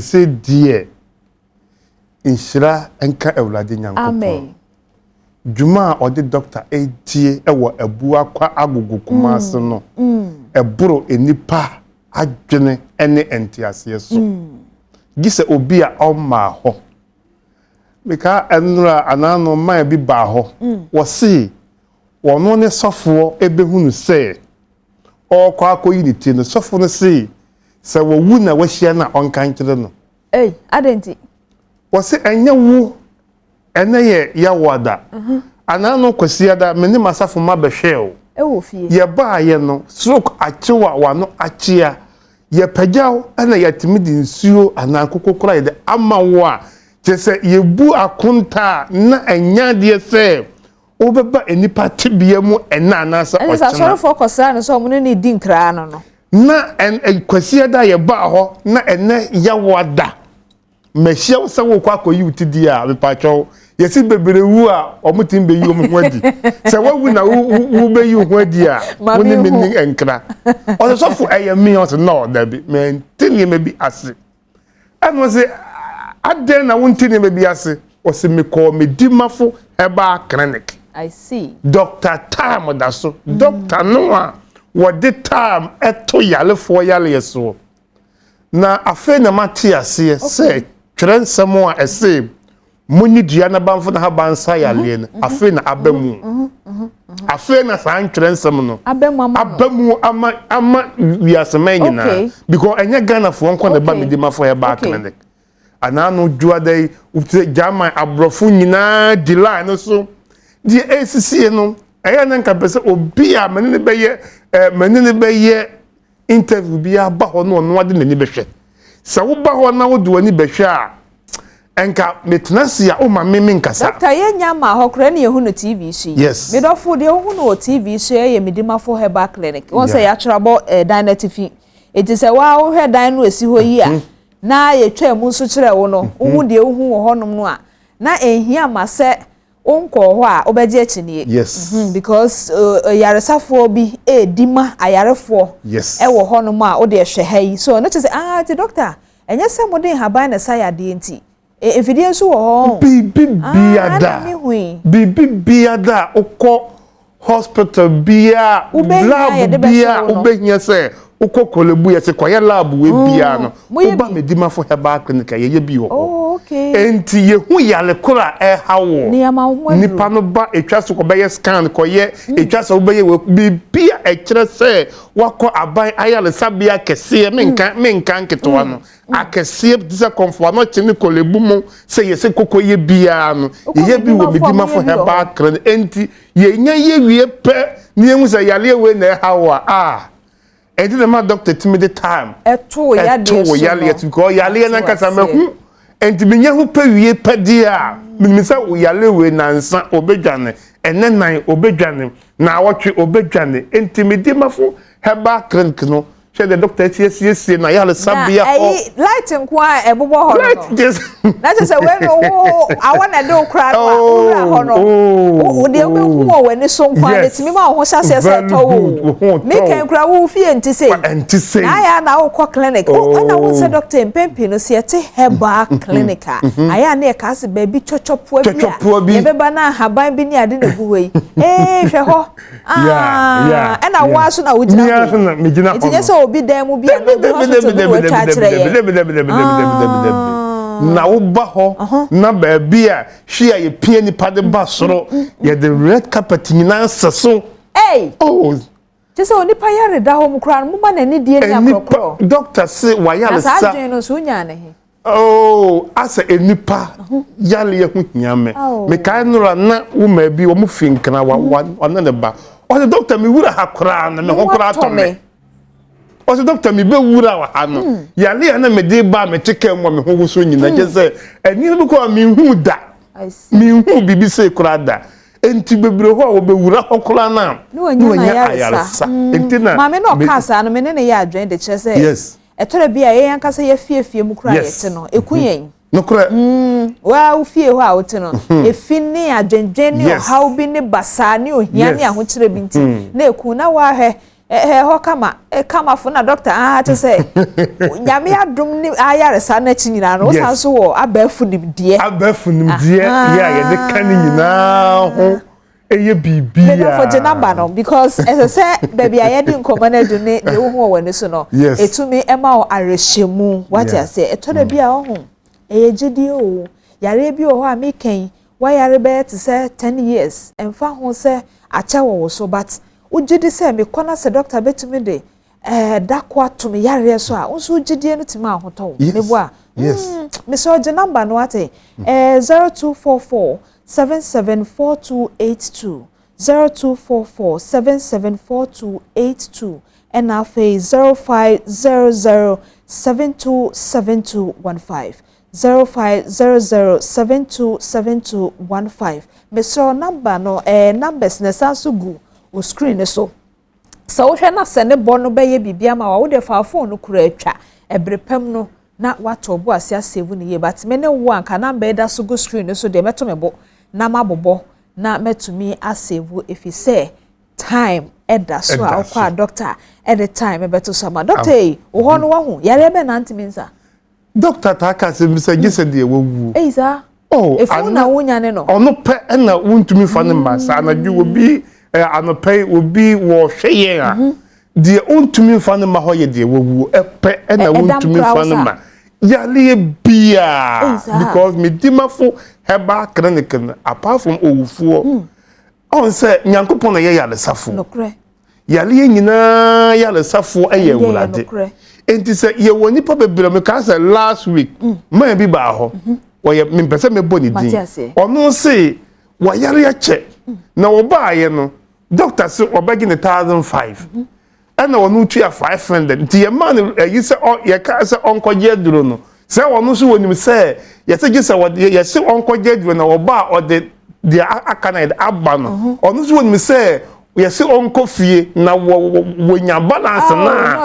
o ba o de aba ena wo ko fie eto so wo duru fie no obi say na nkrofo kwa ba no o fa so esayale because yale ya me de ko hoi ya me duru bi an so yes so ya je me 500 eso yale no ko ento wo ba ni week no no say me ba ye no mama maduro so me ho ye de atome e sa na mo sa yare ya na ene ti de be ne wante ne ka se onko ye no te ne ni woni me se ye se ye won fa sika ne so ansa na waje duro ba okọ ye kura wa no maduro e ho no ba ye no kura no because wa ba ya resafie atono because wa ba ya resafie yes wa ba ya resafie adano last week my bi to was a doctor on tinie me biase was ne video free be 6 months ne video mo chichi nse ye di eja ya so eja na wodem e na e hihye no se what washroom e chen won one if because there be ese wo washroom a wo busu gunu ho wo tika mu banyina na video mo chichi no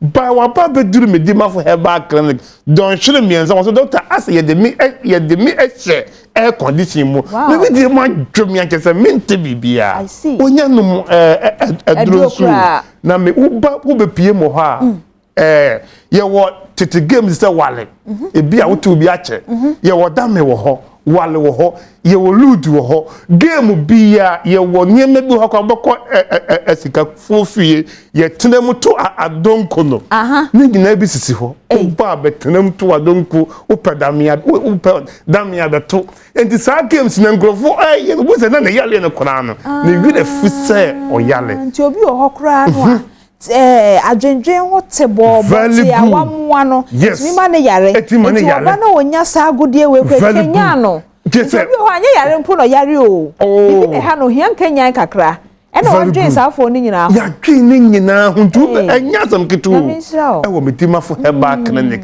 enti ye de si ho se oyalefuo bia anope obia enkai se ni dimafo eye me dimafo herbal clinic yalefuo bia de make I say kai say wo yale ya wo dimafo eye me dimafo herbal clinic ya etinye bia eni ho ewo ho enti ye ka cho yalefuo bia omna me piem ekwan de se kwa de me na nka ho asem because enkrafo agiatum ehun se ade akyin ene anope ko hwe enkrafo eguwo wo betima hwe de ba 20 free ato so enkran sa jezebe obia na even abrofo bedi lai so lai na broni agi biduatum na wo tegana haseme de mempe bidura na wo me de wo keka yes empani kra say edidi kwan wo hoi enwa enti no wo yare a emfa ho ne baabi akokọ nyina won sensi form ebia na ha ne last stop ebi nsompo a aha na won no maduro yes etore bia wa hwenura ade achi okwabra na esesa gu nanim na wo mene konimu a na te se nipa emobo ebi mpo a hampo de bia na nkwanko ye duro bebre saa na so ho na obenya yaresa no medofo numbers no ego screen so me sa abobo e de ama meto me bo ase abobo yi na so to bo ase asebu na de akomedi mafo na doctor at the time ato ya de so 0244 774 282 0244 774 282 and afi 0500 727215 0500 727255 esan say doctor say de wo pe ena nyame ama ne ho tumi se wonya ne mra nkwamunti wo hia ba be ma ne nya djuma e ma no kra ha bebre ma ne nya djuma ya nam de aseme ma no ne e fa he kosi he osisie stroke no de be wo de ho kra na ntimi ne de na nipa se wo fon tu yare a kona doctor fa time to so ana me bua no tituru wo mo mani ani frafo e snapane e hu e nwa obia wo de wo hwe me na wo so wani wo huna de yesi asai kura doctor say me show na wotwe pe yankopon odom so tumi odi a mensa obetimi snapane ama wi ati nyine mo say wo kan ni match break pa because ye kwa ye bay medofo wani kura umpo na ye den na wani no temato aba ho doctor ye na wase ne ye fancy ha na susuju ho ati ne o de aya na opasem na comedy mafo ewo eye ebuakwa agogo kumase abonten so tie ne ye o ebuakwa agogo kumase abonten so doctor Mpacho many ahwefo da se jo ebusia me ne doctor din komo na wie Mr. Otweme me ba ne din komo fufuro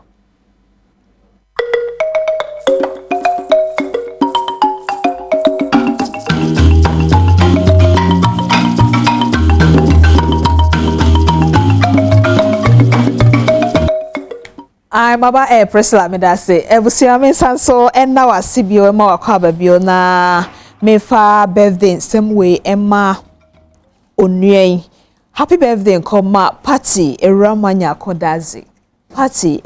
kodazi we fe okuno Emmanuel Dennis Dazi enna Joy News e call some ladies and gentlemen Miami ladies and gentlemen enna almost happy birthday obi bia enenso ye wa woda no erade mesrawo ontin anim show oma hu ne enti eda atwato e wo me bosumim e na ye wo happy birthday to you Rama medical bo amane dada se me ne wo enkomo bi a ye ba bedi san komo yi amane homene so pen na no aya na se atiada se anti ankoda sa na otetafichire ho a enti sese asem na ede to ye chi no ya sa tam de abeto ye nim ye ba bedi ho enkomo na mene ewuranom mienu ena eba bedi sa enkomo miwuranom pamcho me mama kwaba ye ni obaba me de enyame adom pacho mo nso yesu adom boko me de anopa bia hanam tie mo na matoa me na mesrem o me chase fi okay pacho enkomo na se be so bo ne tofa man na ye tie ase hwese ye kokasi na ano de nani a afa ye behu se obi adada obi ana obi anka no crunch obi ana say it is in the pipeline. Yeah, near any kind of that. Pacho ye that. Nah, you're from Mr. Otin do. Okay. Yeah, na mechia your company for ne ahwefo nyina. Na asem no tentene tietie nyina ne say ye Korea Importers Association. Okay. Yeah, ye near ye crack car if Korea ba na ye san ton. And I can say. Okay. Yeah. But you ye dem ma me executive member. Emma Korea Importers Association. Okay. Yeah. Na ya sem no emi no. Baako ye benchmark virus. Omo return ye just last 2 months infection enya we adwuma no so. Okay. And ania etoso mienu ye season of importation of used cars. Okay. Yes, some no me no pa na titru no. It's benchmark no. Any season to say omo de omo bra.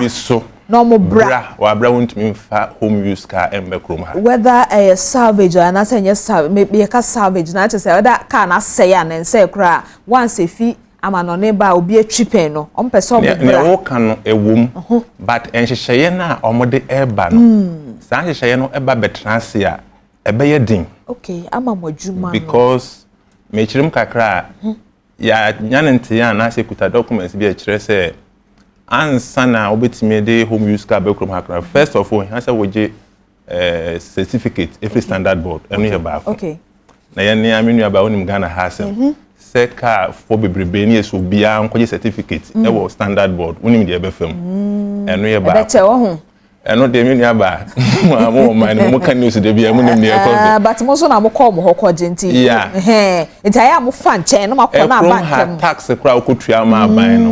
Wokọ a nese wo se wo fa proceed wonim kwan abefam. Tax kra okotua ma bia me agiska no. Nti ye say di pardon a ye kọ kwan so okrom ha US UK Canada obia nkonkoje certificate ewo na yesi edi lines wa enu ebinum so da ebedu so no adi ujetrewi o nti aya na mafachire ho na makoja na ba ye nyan hyase nti yentimi nka ne sa but ne ye no ehunu ye hunu sunsan so na ye de kasa sese Matias ye yeah okay enti pacho mira diodu ama ye hu se ye nkomo no eye mienu benchmark na afei said on person omo bane eniema omo kofa eba na mira Ernest fosu enso wa ha mira Ernest ye sa benchmark no kura no eno de ya mpacha wo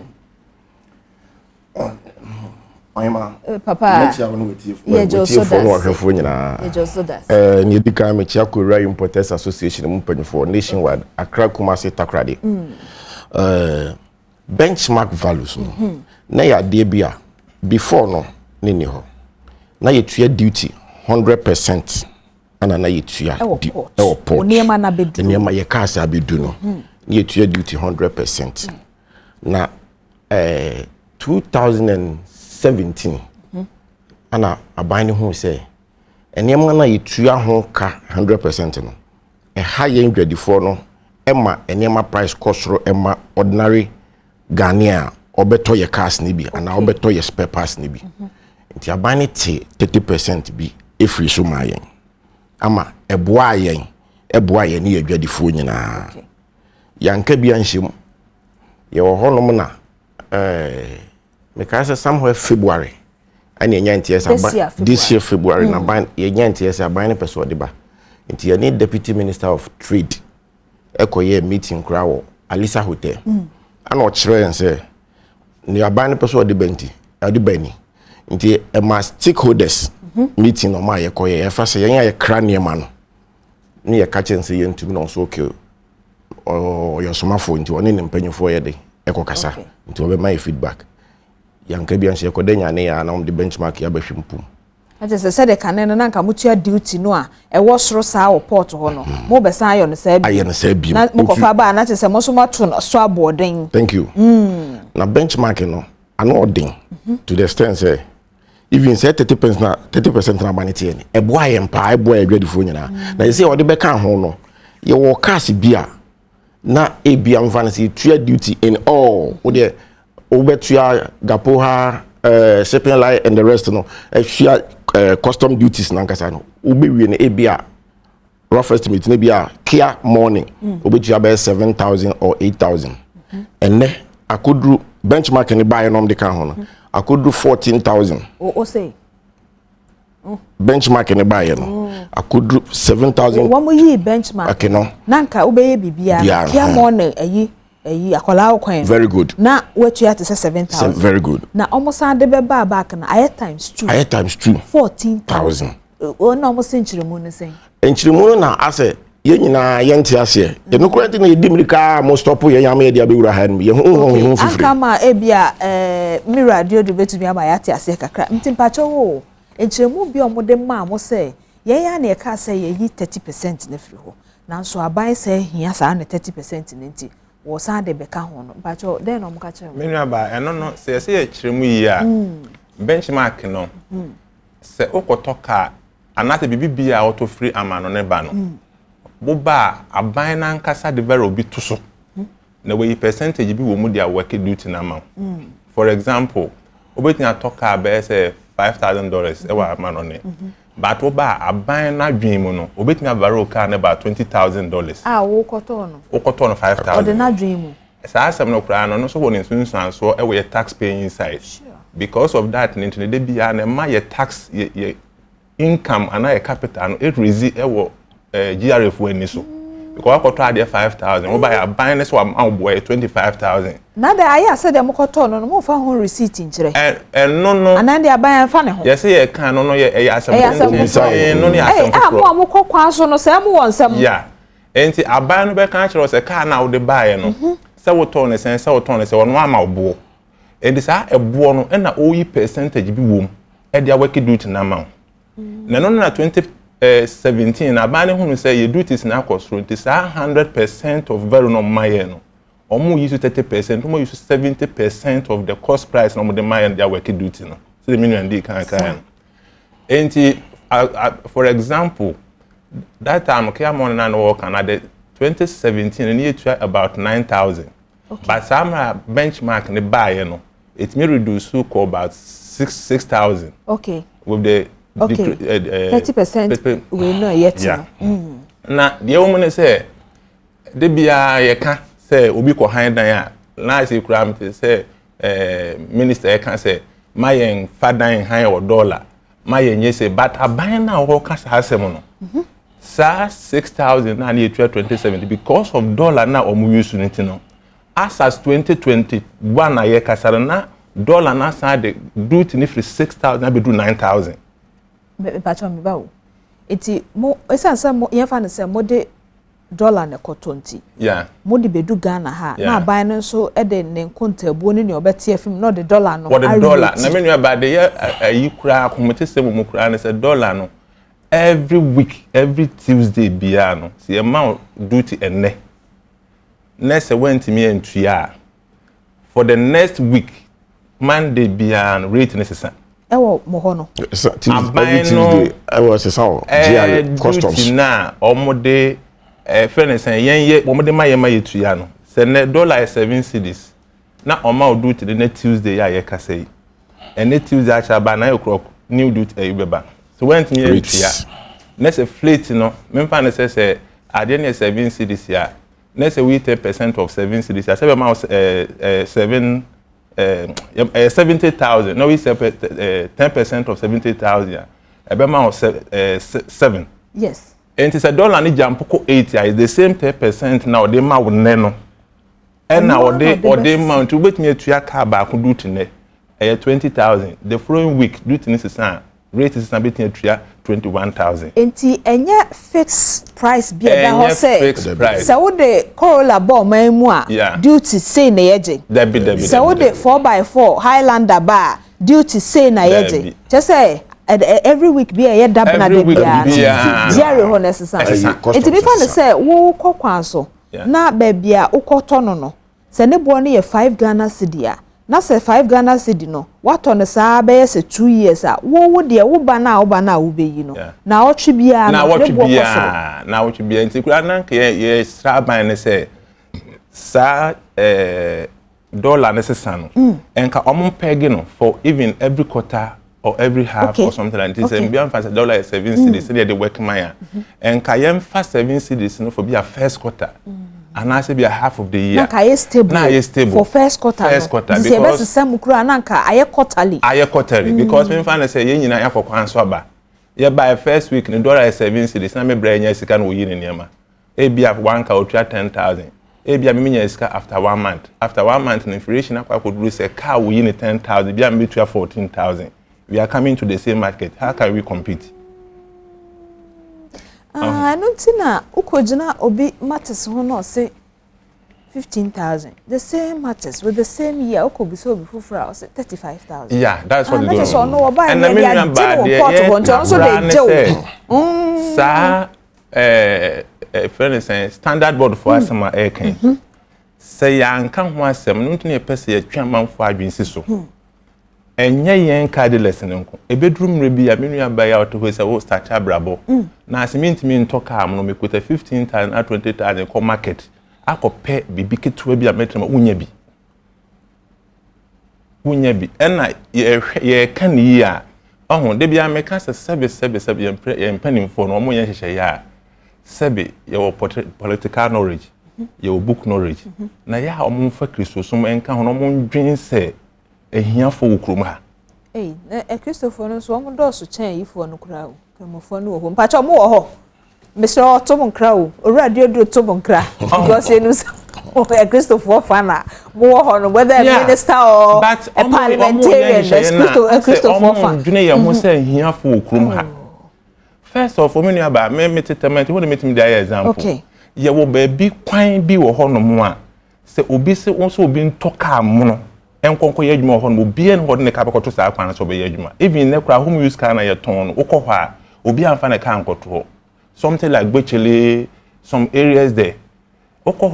This, how do you call it? Carway, Astra. That is 19. And because the nature of the road, okay, so yen come on na ye dinner kwakoyet say enema mode ban ye hia but kwan befa so a ebeba bedu no a ebe kodwa so no eya na ase de okọ ni dwa no oya aboka esisi ya bem eno ne nkoma no to foba no mira ernest nti masem na nkasa ne se wo bo ne pona empanifu a omo no omo tie a sa adwuma we yi omo adwuma because waka trade ministry se mo ne na ye hyiamu na te se mo adwuma ye fa ne ho waka GRA te se mo adwuma ye fa GRA ho ye nkomo emu mabo standard authority for din te se mo adwuma ye fa mo ho Mr. O bo asem no to fa ka bibia choma masem na nkasa ne se yasem pa de se ye besre empanyifu e wo man se ne menu an kan se omo ye nhihye ya aya omo mfre no mo nkae na se yen ye ho kire yen ya enye ye nko a pese yen ye dwuma na ye no on say ye the trucks any small cars ne ye different Korea eba trucks you Rhino Mighty aboso Kamecho eno ne cars a ye de ko north bibila wa tamale votanov ekofe duane e de brain okroma no ana ye banso at the nature of our work no ye ni fitafo weatherfo sprayerfo ene ye juma because omo ne dom kotema no mo ko hye customer de on ba workshop on we dom ko magazine achimota sport m kukompe aboso kan ye wo fitafo a omo ye sa juma mai enti saban anhwe ni no se obema standard authority ade na gu yadwuma because ade na buy be gu yadwuma sene na menu aneka no ansa na be ko so ko fa ne maba no aje so ko je traveling certificate yen ko ri about this time abo 7 ekobo 8 wa he ekobo what do you call it we are 4 that time no se bo 5 for mo pon akofie da be na wo de card information e be ma standard authority no be ma approval no wa kwa akotoka no de aba na kese juma na na pompese omuse no hono kakra no etwetwe so kakra because ye wom running hye de ye juma de standard authority hon de esemko nemomo no de mo sere ne se sa kone bra no omompe ye kese besra ban se sa mra no kra de ko ntwam ye besra ban se standard hono so de man fa muntimi nko because omo na ese omo hye na omo hye se de o de ba na standard before that omo ye no mo haba omo ye se juma no mai by ne omo de ba ye different eno ye ne ehia mun kana me your body ban is different to the extent say it's a car no it's like you are saying it's a savage cars no say ba standard de iba na say bia o mirror ba kokura ebu a okwa boso kan benya bia ta tema ha bo no be ka jo say car no meet Ghana standard nti omo ma onfa ka ne ma na kuruma obi ko top v brand new from mechanical lodge na say Toyota company na say obi di pim na ne mirror bu a otoka no twene na so odiko top for say antimetimase yi a enkomo ne fa ba ko bi so ne say sa ahye no a ebia akopem kakra ensei ebia se de wo kan nye ja na atom enye nsuo na afa no obi ohokra no a wono wabo na wode ne sapem bibi na ba ka na de ne yefunu mu ade nyina tiapo very good are you okay mom nsizi sa adwade no na mi radio dun so ka se ekoba ne sa obi afe na obo brane kakra okura 15,000 bia okoto akoda o kwan no so na kobedia ye ne mre no ontimi nya bi nto because nya obi an obetumi akoto nya ba me kaka be ka ho a ne ye kan nyina no the question here ne say standard board no kro mo de adwuma no e hye wo mo nsa no say o de ka ba because the omo kana ye hu no kire say ohu ka no wherever that you are no ya say wo send the car no futures every standard board na omo accept it before even importation of the car from there. Na adeba ko mo kokuru no so a asana ka ne be ba ha ansana be to car no fa car no ebre ship afei na mra no eba enti se send ye kire na o send the car information nyina e de be ba ana wa ma approval ansana to car no na se wo to car no na o de bedu a ha bo no ba be check se wo tua duty on say ye ne ma na e container 40 e bi tua scan nyina wie ansana yakobie so it will be so you know na standard officer age na ho e be check say car na wo de buy no o ma me ho information e bia so and so na ma proof e not the same car no na wa check e say bibia ye okay ana and even say that time now send the car na bia na mirror e wo ho buy bia cost of loading no na say bia bibia bu ho abedu na bia bu no be ka kire say enye car ni car no a wo de kire me no na mirror mu e ba e bedu ye no we mirabu intika na ya sizi na wo sizi so aye ko he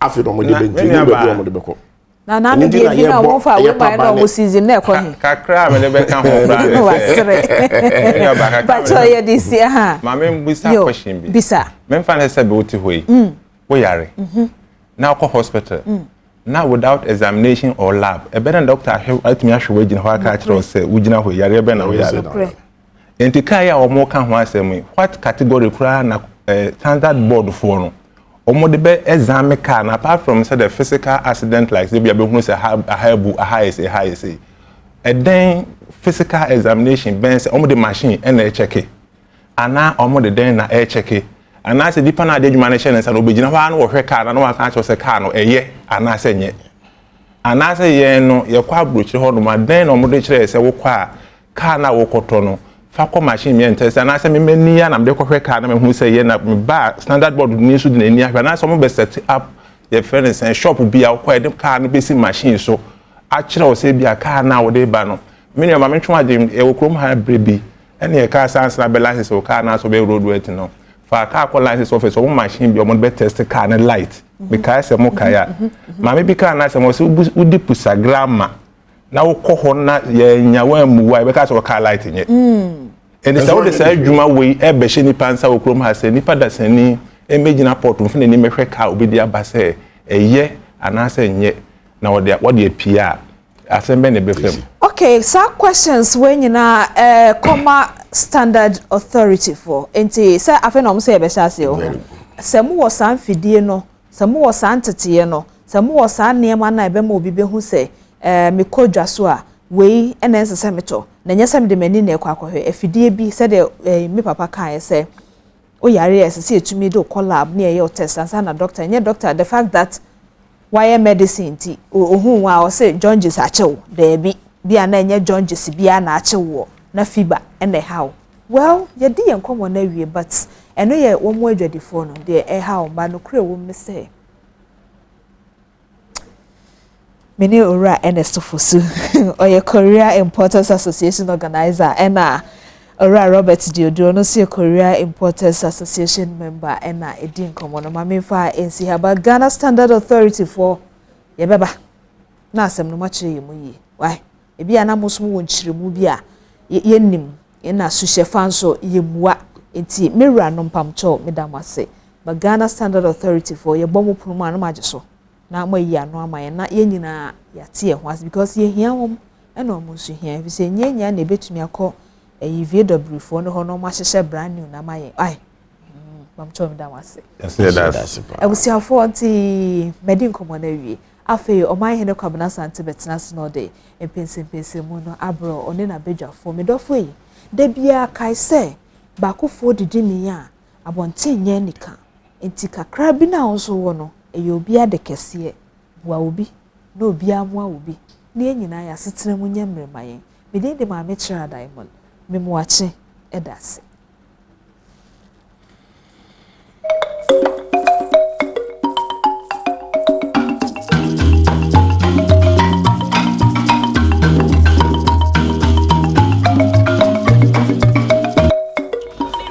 Yeah, because that was so Jibra Badwam on Adom TV, multi TV, so it's very, very important. So because the needed information at the free hand. Say, Mami Enka also say, be a proud Voltarian, be a proud Mampusinian, be a proud Fanti, be a proud Fafra, be a proud Ahafonian. Nti Ahafon Pamcho. Just repeat it as we've been doing all these months. It's in May now. Do the show? I did you one more Sapa Pebi Kenya say #1 Hima.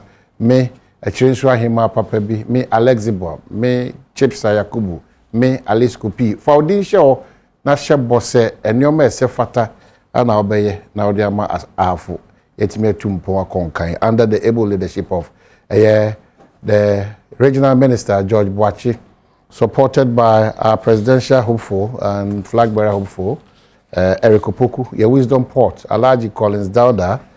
The Lieutenant, Almighty Fida Prempe. We also have Deputy Minister of Sports, Ira Bobie, Ira Bano, and Dr. Benjamin Omuina Eboafu Fuechidom of Yaboni Venture Capital, Munina Agama, Bichim United, Penipa, Munina Yadamasi, Council of State for Munina Yadamasi, Samudia Hafu, Ekodum Pempe, Suese Edu, Jarvis Pepra, Infum. We appreciate to be our effort individually or they build the for a brand. What about back? Now the Ghana pledge, Oshebo said, may a proud Ghanaian I'll continue to exhibit the qualities of patriotism and love. So too much now don't mind what because these two ingredients, will demonstrate a say, oh yeah, Ghana Bonia, we am sure. Unya tenka se de bi Ghana na wo ye ne bone no nti uhu bribi a ka bibi very important especially about wild bambo nti se uhu se sinto bi nipa bi abochenku bi nipa bi nkomo mudi nipa bi tirim po bi omo no ene Ghana hihye ene Ghana mrabo abura mesrew uhu bribi pe na entempa oya posifo asutire ana se watimi aye entempa afre na afei yetimi etu ho na mountain pa de hia kese ne se obambo ho nsem ehia oye wankasa ma obambo ho nsem o mine wo a responsibility but you have a bigger responsibility eba bambo ho nsem ma wo de ehia kese pa na yentimi nkonka ye to enkomo no so hanum back to studio non kono pepepe ebi peja yemu na afei dwumedi a eto aso no so yetimi de abro yewura Alexander Akosiakwa nimnyamfo watenase bibia da me huna na mahoka na ho afise bibia meka ene wo ye babunu na onya kwanya wa amanyo semu a enya onim de ne nko a ba wontete okasa the Ghana agenda abekoso reflect is very very important word of partisanship nti ko gina odan adehye honom no and I represent you even though he came on the ticket of the New Patriotic Party. Always good to have him, especially you know he can do forward Juma yen ya be fire to us ya de economy. Ya ko zekwa machi. Josu menu. Bijidi se bibia na mle kwa so kama. Nyame dom so ye ho ye. Mo market na wansa makozi se motima wiya ma nipa ne sika ne kakra ma back to business na. Edwadefo no ewo business sika ya de bo mo gitri na o ma so badwuma se de ye guso. Na ka market ni sie eno na igusu ni mpanifo edu nsawoso na ya hekwa meka. In the meantime what me any assembly na ka bom ape baabi amomo ana ye afeni igusu ye stakeholder consultation sabe enebre ayi womi untimi nsore ankase ahane ye amamo ombese nko so nananum ekasa nananum edwedefo na ankasa ahema eni omuni nsawoso ya pe 2 or 3 places bebu onu se hade ewa ahade ye dwane nko ahase ni ade ntino yeguso ene omudi nsawoso adwene ko bankromu a begide se ebetu sada mono na ya relocate yom yes ye ho boss nka be ya fimu September ena asemnesi ntika be afimu die na nka ya pe temporary relocation no ama wo mo na enya kwan edwiri ehonegu na fe yetimi epeja. I see Eastern region makoto aba na meboa ayakoto aba regional chairmanship and other positions. Yeah. Bibia Kokama. Bibia Kokama. According to the wish of the people of the party in the region, and that's according to a group of people be wish. Oh, Mijidi said, no, memenda the Sikofobia no, actually, as a party no, take a decision. It's a washer euphoria that a war after the elections no na party for the Niaje. Said they are about one a choir. Sabi a abattoir, new beer than Nebeje. There's only Padudo no a fee. A cultural center Kufodriano if he ho ewenijim. I'm sure say in the interest of the party and the interest of the region and they said near in never came boom the Timia Peja party no for national no not just a yara. Move for internal politics. Inka ihu because unfair but yabe stakeholders because asem a tisimwa and kamia e kame hokani e beka bebusu e beka me yonkuwi e beka madam Fubi. Nti yenso ya be stakeholders nti bia interested. Uhuehua proud to air about to basuna. Uhu se party na nkasa munu adehia onisia hene wo eye Eastern region. Now we are sharply divided on the chairmanship contest. How do you, to the extent that some of the words are muyu for muam some of isusu amudi two dwane nsem bi amudi ye nkomo bi amudi wa bonte no eti akoma esa yonkufa ebe na motimi akasi ani asa tiesi from say moko breaki sa ngotwe no mini nkomo de sha se nti me refi kwa se me chewa wa hwefo ne adehye I watch him down mo hweme any Eastern Region MPP party for nyina mini de call so na no memenda e wo Eastern Region no begidi se yetiase se Eastern ya peja yemu ewo MPP amayoku mu wo hwe party ni nhihye mu a uyi ashanti a emu odu a ya edi hobium any Eastern Region anu nti no many je se ne campaign ne koye ebia last minute no na ebeya acrimonious kakra sembi piepie ye no ne ade nanka nyesa hade a wo mu yi omutise wo mu si akan na a serious gentlemen a wo nyina de omu issues etudwa sentia yento aba ema wo mu positions no dodo na were contested for except first vice and them say treasurer no ne ade obuko on the post but they no be any etuya any chairmanship no. And obviously so we share pundits by Ashanti region, Eastern region. You know, Ashanti no rightly so, Eastern no so Senator no say secretary we page mo say we be pre chairmanship. Na ama chairman or hono one co chairman chairman one contest or page mu akọ national. And you know na ekwan be da ho. But then you have a constituency chairman coming up, somebody who has also worked in the region of BNM no be aten as say on also di akonya no a enka eyi ni ade. Now eventually no the party folks spoke omo kasaye I just say I'm talking about reconciliation, especially when Mimboro Jomama words over crossroads. Now the crossroads here the Alan, the Baumia, the Kennedy Japan, the Akutefi. You make a say. Yeah. These factors did not matter in the Eastern elections. These factors. It never came up. And kahone ko to abano. Debi. One more to abano. Minimebi mu. Uhu se asumesi odi Baumia chipa. Uhu se asumesi odi Alan chipa. Uhu se asumesi odi we chipa. But omunyina no were in one camp. Honey different. Honey quite different. It will be someone said DNT.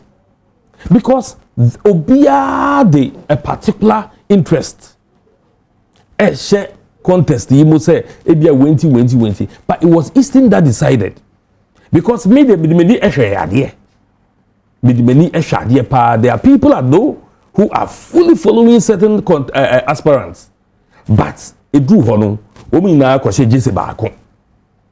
Naturally say a yankabum ena epie ho no mo ka say okay ye to akwa sei and I say Eastern region the person we edi anim na ye beboa national party no ye di breaking 8 no. For us it's about our contribution towards the breaking 8 agenda no. Because ye be breaking 8 no ye nim say Eastern edi botinti man it we needed a leader ye fa so betimi aka nipa nyina bom na yetimi akoyanim na edu campaign no a obia de no hwachim. So it didn't matter at all. Later on I saw some of the papers reporting them say wow no if you're an insider you will look beyond that. Say uka ho ada wunim de ekono a you were definitely going to look beyond that. But on here to about we are na ebi we did all sort of meanings into what into yes and Nkofo are entitled to their opinion and how they saw bibia. But ye no mu a na ye gine mu na ye hwe de ekoni ade no de I can tell you it went beyond that. So Eastern region beyond reconciliation almost betimi solve matters. Normally focus on the agenda to break the 8. Is that the case? Certainly, because Chairman Kujua oko contest no ye nim so a very fine gentleman. Or interest of the Eastern region at heart. And now, although a constituency chairman, but he's been working for the region. And obi odim ni bia nim so oye adwuma ma region no. And unti no wo hwe opepa a owo edema party no. And now we share agenda or no so what say Eastern region or say fan into my pefra in the realms of MPP politics and the Ghana politics no. He is just ready to come on board. He pledged his commitment and he said you didn't because on your regional office we saw him working with the region. I see. We have always seen Chairman Kujo work obi onim no mpuno efo a regional officer. Are new people who say na say papa we dey no region order that. They say that be ofini dwabe. No a constituency chairman and na or sponsor be boss no. Etinu we expect him say obe ka ho and on the lady the other side of the contest. You know, although everybody is coming on board. And yeah, mean it. Well, Mamen Kao say the for Alexander Akwesiakwa, member of parliament or down in the Chinkomo. You him say Eric James Babe Kayensa. But before Eric, but I think one of the issues are and you know kesi pa na ye sa issue of yenya ba nimnyam for Adwoasafo. What's the problem? Oh, problem. And I say no problem. And they address her for the meaning is a fofro. She's been away for a very long time. What's yatna or abuchi memu? Said tia abasano a niema bebre. Primarily no was cited you can say family issues. Sabi ye wa hey adwuma na ye but ade sa ye be kofi. Nti abusua somebody untimi ntutu na jejem. And you know she's always been using family issues as an excuse. But say I am long overdue, and before we rose from the last parliament session, we realized say there were moves to say one more Matiatana for a very long time. You know, you're from privileges committee near maybe who know near me no back home.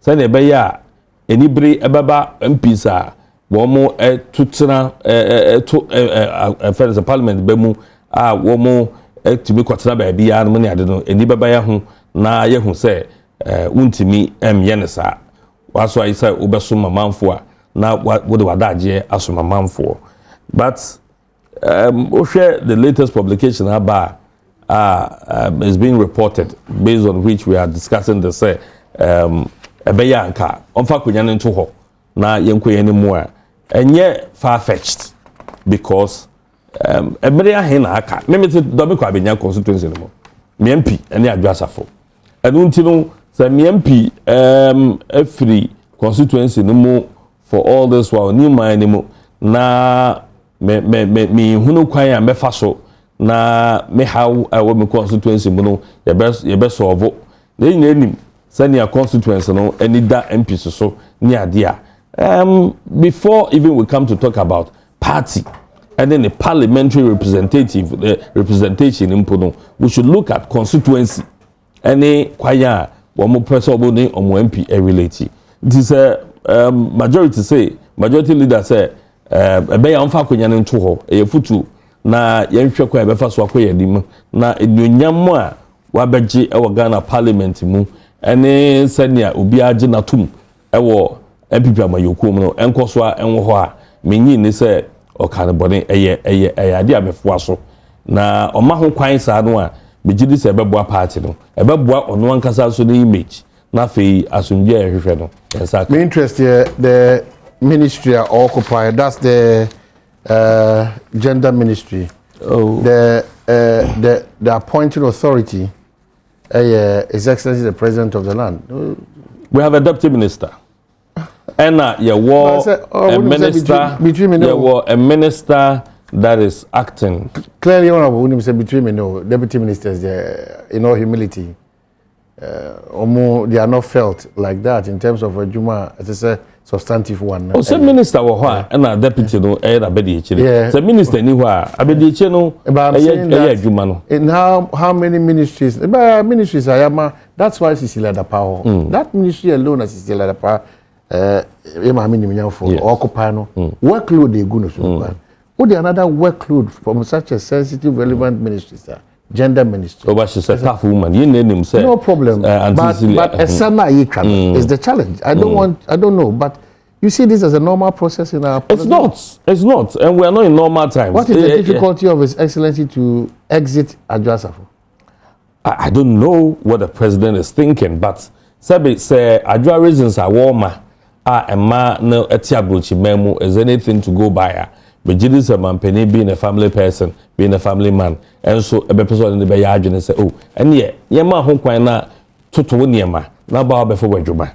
Sabi, a idea when my wish moon to no appointment, and you know, say, yet, if you some any abusian somewhere, in your bano air site ya, Abia Sanko Yena Juma. Yeah, you know, it shouldn't just be say Mampeni. They may generate the parliamentary role more.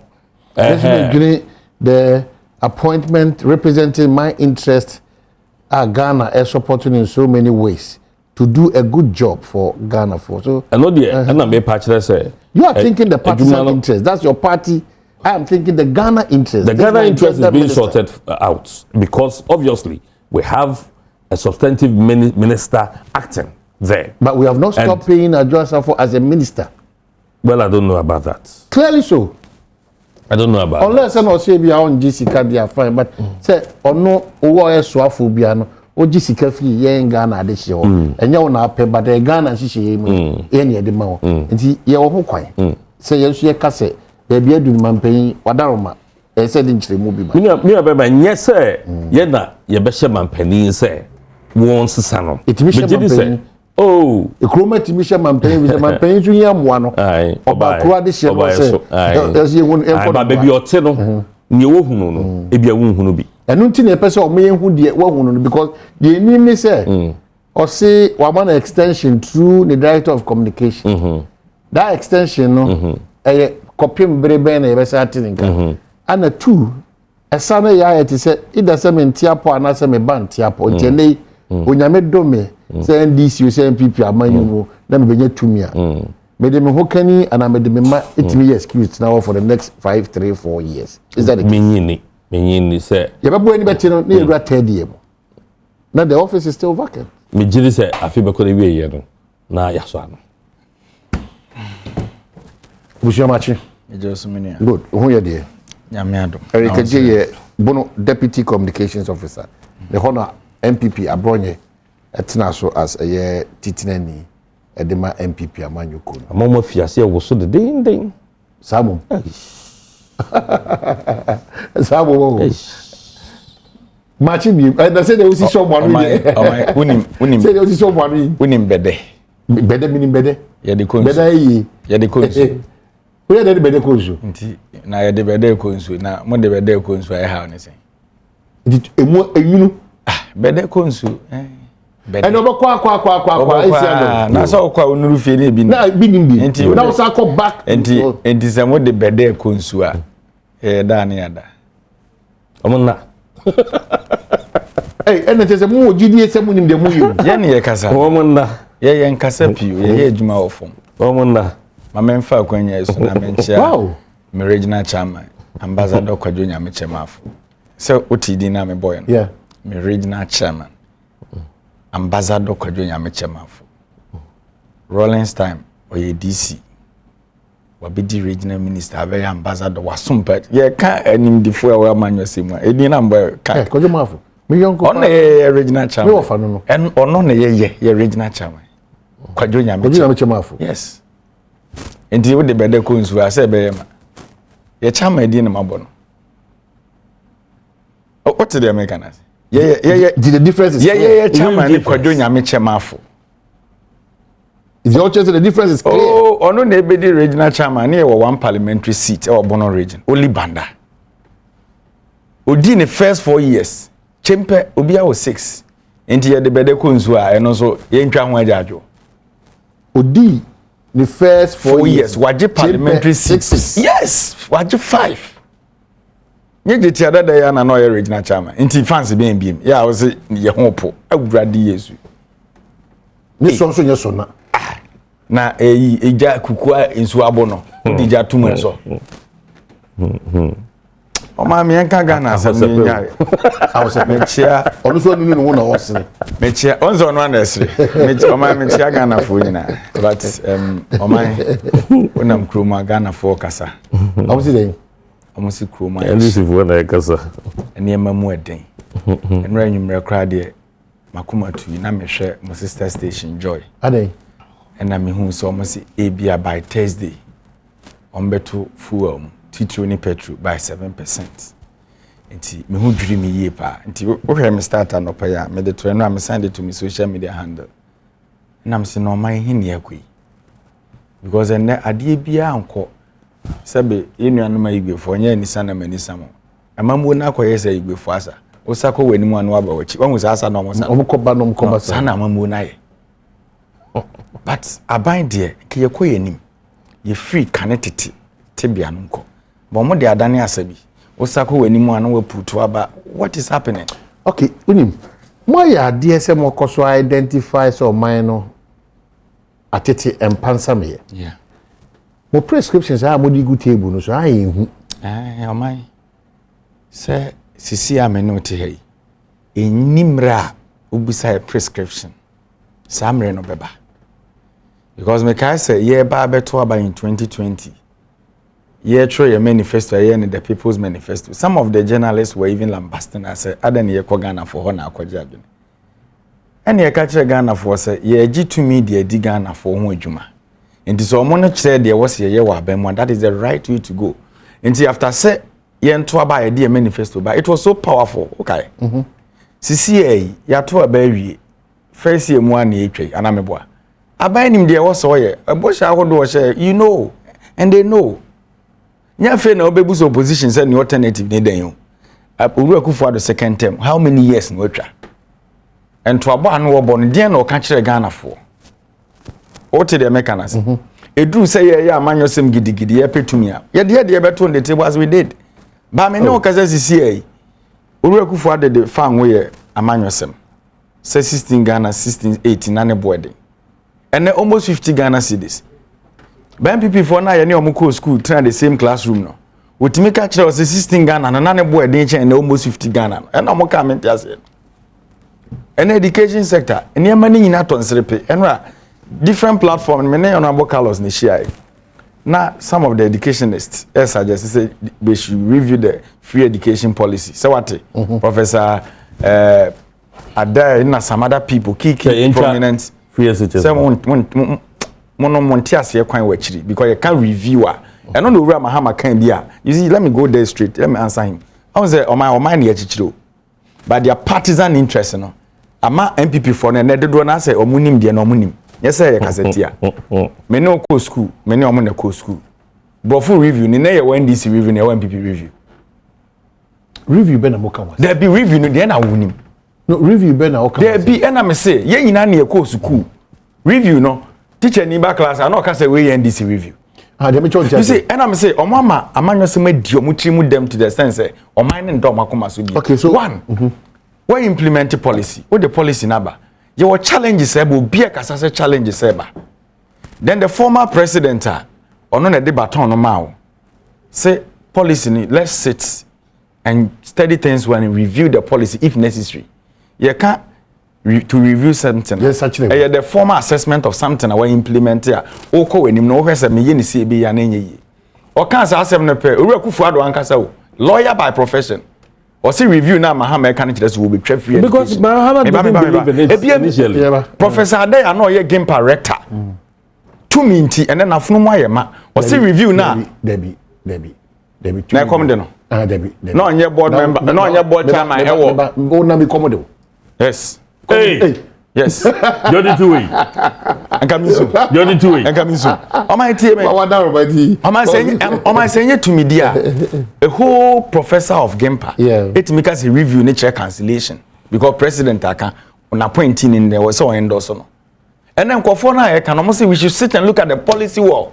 I came to your studio 3 weeks ago publisher newspaper na bafa stock ede aduane kan kwa 500 million Ghana cedis okay ye kasa ho ade che no mutua 200 million Ghana cedis so the legitimate question me busa okwabna sante say unua na owo free SHS no mampani break time otimi the convoy ko ni fie woni makodidi ba kwada na oti school no ye nwen kwan obefa so adidi ho ye free amanfo mfudie ne no ba ne de komo omo enye challenge was a hwene address into obi kasa let's sit and review the policy is there a calamity and you are asking say review no momo review ne kire say e be cancel no aden na economic hardship ne ba omo ko peduase no eniema no ompeso omo kasa fa ho no omo the review of free SHS ni shame aden ti no omo di shame baby I do no conversation no we should talk from a nationalistic perspective that is the way to go and I me no be me no tia ye ka say Ghana obi anim said o man no ko ejapade kakre wom nipa ketua bi abusua ba ko mafa ene nana me de me friend asase wura ade e wa asase mu bia ni interest wom ye forest o mato ni nyina fa ene ye gudi e hye eno so o mo wotiri mu pose ye de kwa akosi a wo wa na o misrepresent situation o kasa usua sebi wadaroma usua mra before mra no wonim di ankasa o say free bono I am proud of you the bribia no say o di come na ye misrepresentation na when na twa asase afa kwabena sante pa na wono wana to de kwabena o wana to asase afa ye ti o mamu ye kasa sa na o so enya wo wona e hwe so eni gidi o munya wo yemu no say onim se wa onua ni ginapo abu minim se one ne fine minim kra onim no dari awni abunya fine dari anka number 6 mi friend nua no mom number 6 John my confused okay on so bye there's a policy on Mudu a Green Ghana. Green Ghana. I'm saying by next week, almost Belanche. June 4 or so. Yes, on Belanche and the green. But yeah, your mania, you see, you do any. Yeah, you're quite brave to a new woman. A man your semunti, ye share bush and be a cheap, a bunny guessy than you do any. The women I think I can say, the women I think I can say, you're unable to conclude. Say, a man your semunti, the decay, ye share bush and be a cheap. Nine man yourself, there be. So person this uncommon idea. Say you wouldn't even know. Yeah. Can sana kasa you might have your reservation. Okay. You might have your reservations.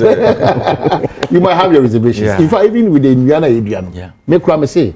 You reflect it. Yeah, who was the car echo in the now, control new idea, and no one some crab immediately comolator. Yeah, did you hear the uncle? And be your commander sugar. Two. Yeah. A Chimotan Comono. Yeah. As a minor. Yeah. Titu under this administration. Yeah. Say, I am passing old factory a family. You are maybe a position. No, I bet him no more dinkita home. I mean, as I found Biana, I see a tender than as I could quiet no more. Yes, I was getting yeah. The next one she shame. Yeah. Says acreage when you are yeah. In your news for that. Yeah. Oh, said the amount conversation I so broad. Say after reading Minister Jinapo final statement by BMB, I say, oh, acreage no one said I could call him from 90 acreage to 118 to 148 146 yes to 189 or so. What kind of statement ni in area statement ne catch will say. Sa acreage na ekɔ nanim ni nyina e bia ni hɔ a na aban ana mampani de krata si ne sa hyase a making it valid but na kwa na ekɔ nti meaning say illegality na amanfo e perpetrate. So you are the sector minister, as a lawyer you are there to correct the wrongs, but you look at it one mampani I endorse the wrong things na recite Ghana for now, then you came to connive. That is my position on it. It's worrisome because you can't tell me, say, after the ministry did this, then you use a forestry commission for the DBA. I can't. Why am I a forestry commission? I'm in Ghana for. I didn't know working under government of Ghana. Good. The forestry commission itself and the Ministry for Lands and Natural Resources. So you can't go and come back and tell us, say, we know nothing about this. This happened, and you could do a massa. They should stop it. Okay. Ghana for bledio. Okay. O can't see any more. Ya na misuma. Emu peja fuel. Emu peja. Oko filling station. Ultimate gauge. Emu peja kanena 920. Yes. Atra. Enya emu peja. Anu den. Okay. Because offer petrol be 18 Ghana. Na turn be 50 cedis. Mienko who raise critical points.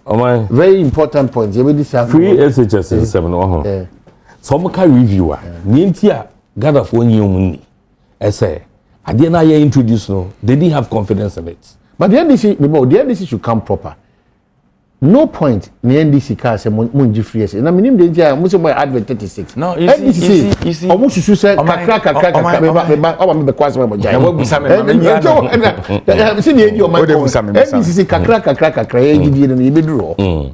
I'm not really Ukraine. I mean, for the crazy, where is achievable in the next 20 years. What it therefore means is that they believe, but the process in arriving, bam, because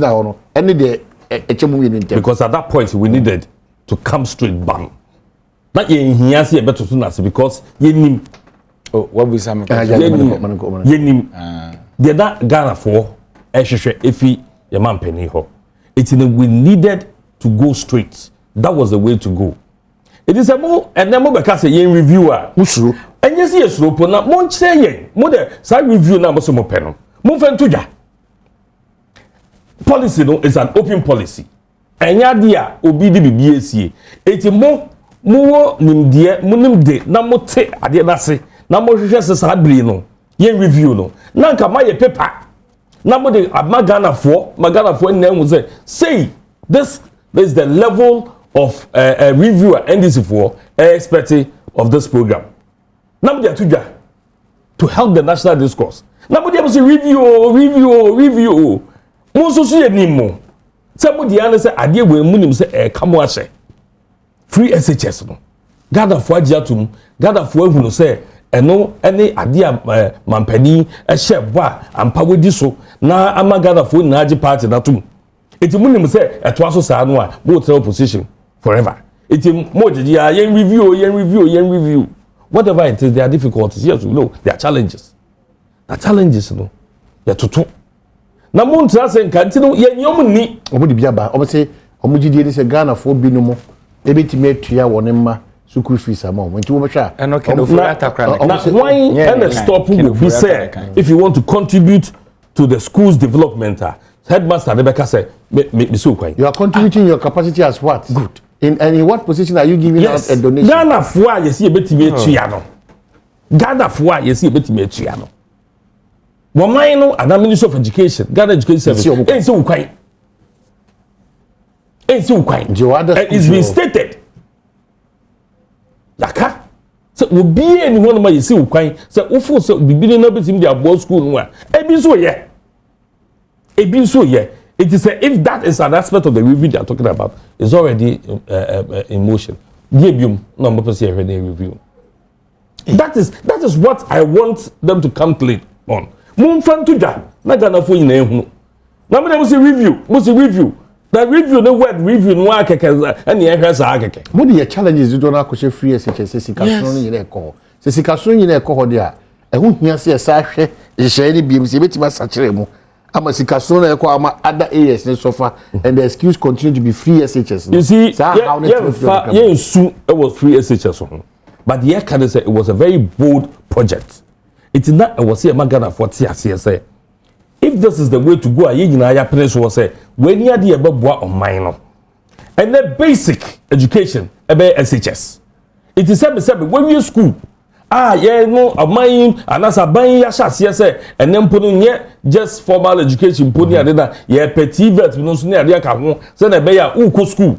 na so ubewie no na ukransa no adwuma ni nyina no a very serious composite of this program na ubejida so aka say eno na yesu sika 70 no yen review nobody is saying say how you know free SHS but we want Ghanaians to know say this is what we promised when you dia e dia aboa Ghana yempuntu it is not a matter say yesu that free SHS here but we want Ghana to know so what we promised no we have delivered.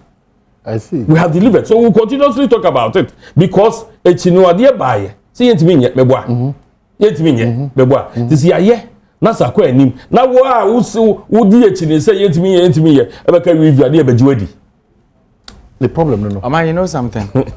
I'm more problem. I'm more problem. You see CNT owam any omamati kopo. And I want say I can for ya ensemble baby say humani suma minti atwemi no nam because ade to we nia ubu ba betebe oman ade to wa nkasa we nia eje jwadi to easy say me be ya ma odan say obehu de yeah and yes bi akro jim frama ebu prekope ase sa time wana ya nana no kasa ni ya kasa emu edu but ne empese ya ka no krekere we nimu ane de abu be o dadwene ho a otiase why mo na 1992 constitution Ghana this year. Why am I lead say your constitution? If I agree before NDC good. Any agree before Sata Musi Jene for Adwini Ben e wo mutim wo na ebetwere emram ye di so man ko bi. Ye na ye hu yansan de hye mu say ye koye nim no. E wo say education ye free be wo say ye in a progressive manner no. Wo say wo no wo da so wo chan de otintim rade to ho. Ebe. We were in power for 8 years, right? You started community day senior high school facilities and EAC. The essence of it and say your factors are near consider no accessibility na quality. You can't go with me konya ba koda because me district there were 3 senior high schools include 2 be 40 something. It is all person a free no be akobi there was so many accessible me boy. So we started building them into various communities na near the corner. The idea is see we at me mufo no benya biako. E ho na me nuanom starting narrative. School no kra na yesi no yesisi nwuram yensinsi krom na me so na menim se school central market ni esi no mo so mo ba ye mun si bi o East Legon And a munsi be or Trasaco. Or my almost be boys logo. No, you see, the narrative was yes, boys I'm coming honorable. Respectfully, the American say the narrative was yes, schools are dying. It's in room. And I'm a boy. Domeko Benya de Nanyema. Abusho. Oko Sunyana na odu kwakuba hin krum ha du jama de won sabem kum Nanyema. Oko Techimaya de esisi go Nanyema. And the legitimate question I am mebuso omo ne say time I see University of Ghana EDC baby e wono. Na ho yekuro. Why? Presec yete na ho yekuro. But sir adwene ni nyina yira because of politics. And they are telling Ghanaians say baby you go see sir. Meba. Na bo me ya wo de body facilities. Me honorable meba. Eti nipa de 19 feet.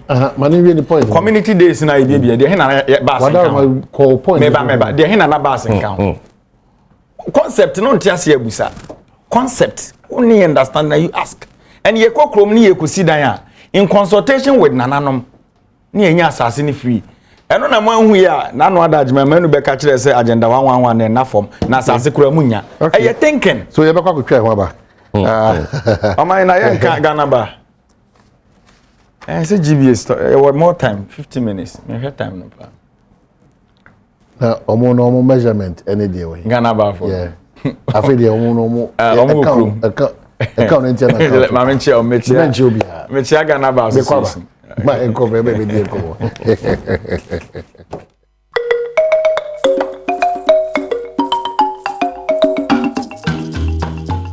Okay, so your consider ourselves go so o hwe mamenka say dem for Alexander Kwesiakwa e wa am say sounds na Eric J so e wo ahanim say happy birthday and comma Lydia Asampo Okutubabi Police Ifri Alfred Ama head of the technical department or Multi TV and I'll say yeah we show a happy birthday Lydia Asampo Okutubabi Police it happy birthday son come.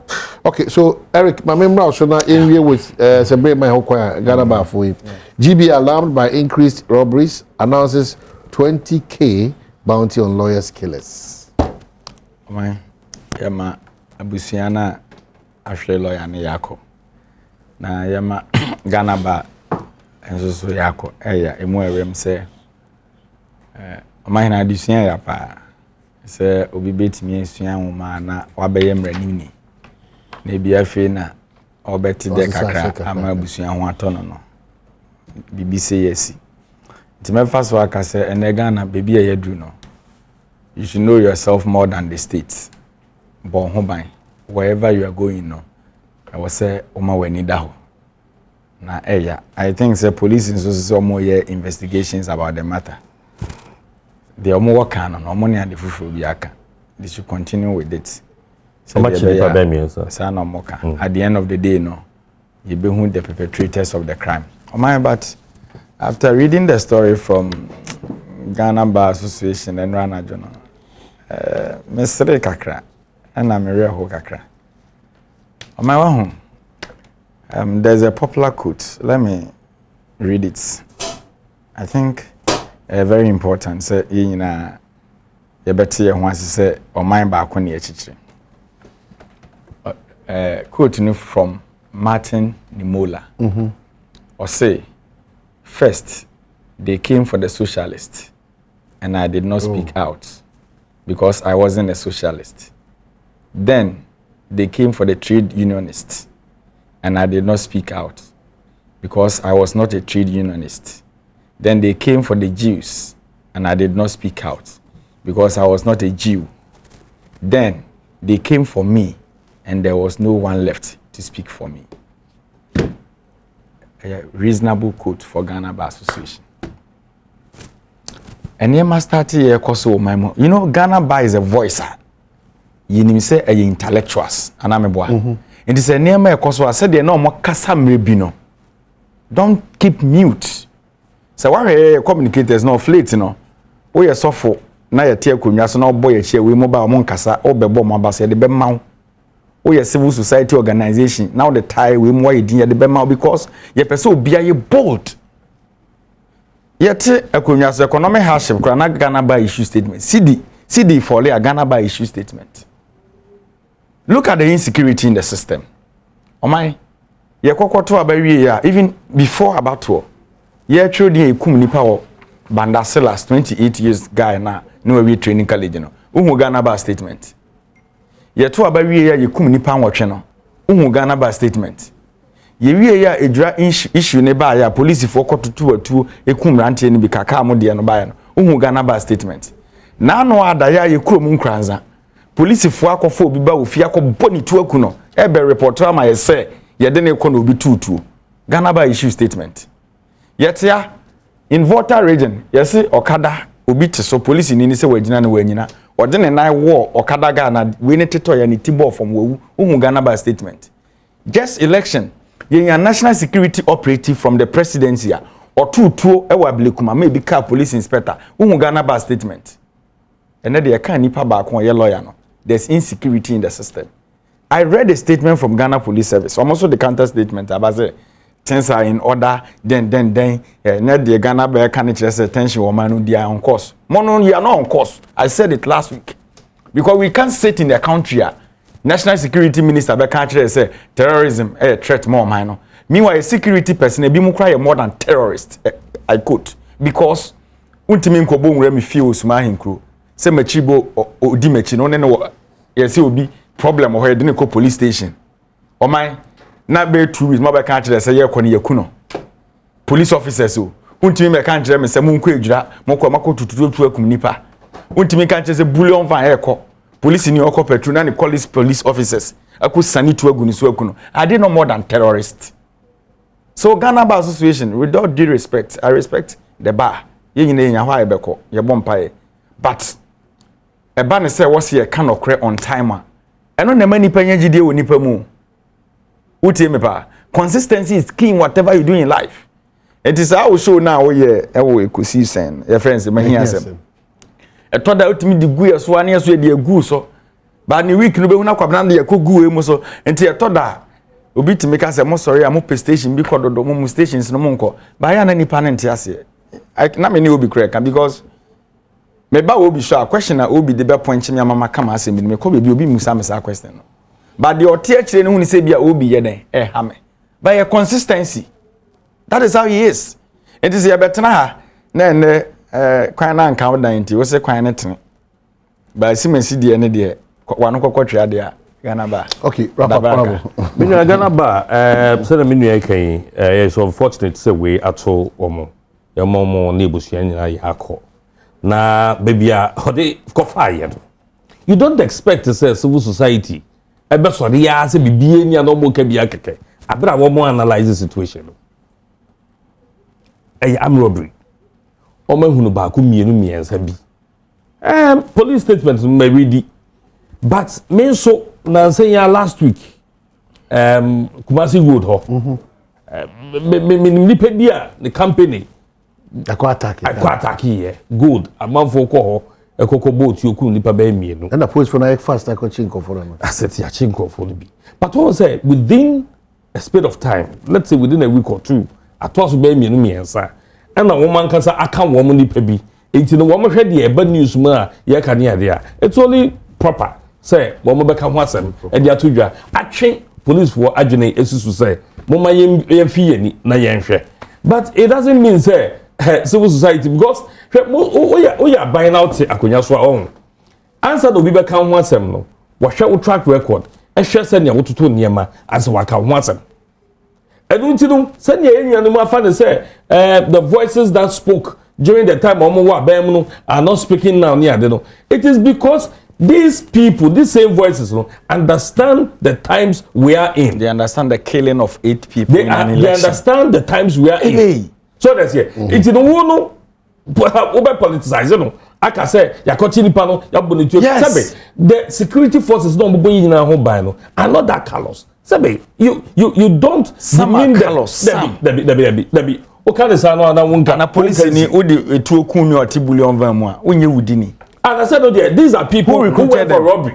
Who recruited them? What does it? No, these are people who went for robbery. He did not kill him as a policeman. Why is he becoming rampant? As an armed robbery. But is he not a police officer? Oh, then they said, if you be a mental. What is here? Okay. Anyway, the mansan in account. What do you mean? Say, or a police near, what's a police near? Look at the circumstances, and you think it's fine. So, it is okay, you know, are politically associated issues. The killings. It's a Basanoa. Moya, number politicized, now I cover the real issues that we need to look at. What's the real issue? I know, oh, Makwai, Emma, some of these voices, you know, Emma Mubi. Because they do not want to be tainted in any political color. What we share issues, you know, as a test. No, they are to jack. Right. It is a no, one more kasa. And because they have confidence in us, they have confidence in the system. Say the best year, no, Sabe, Obia, and one more because it's Alexander Kosiakwa.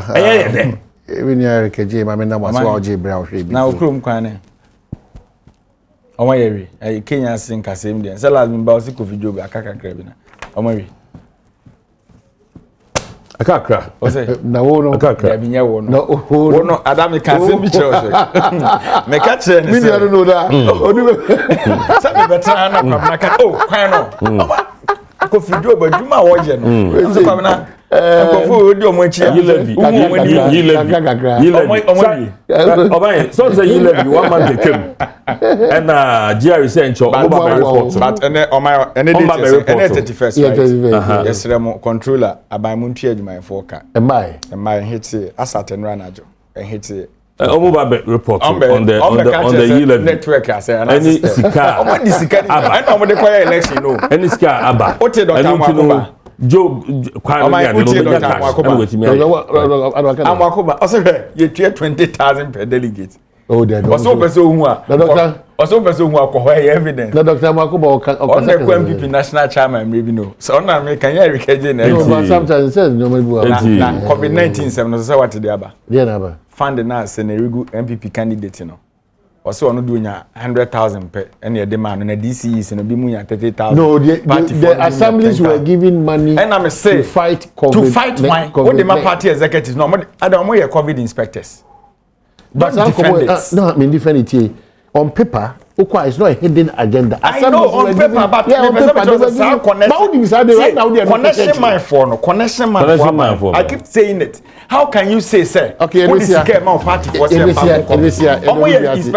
you so much for being part of the show. Thank you so much.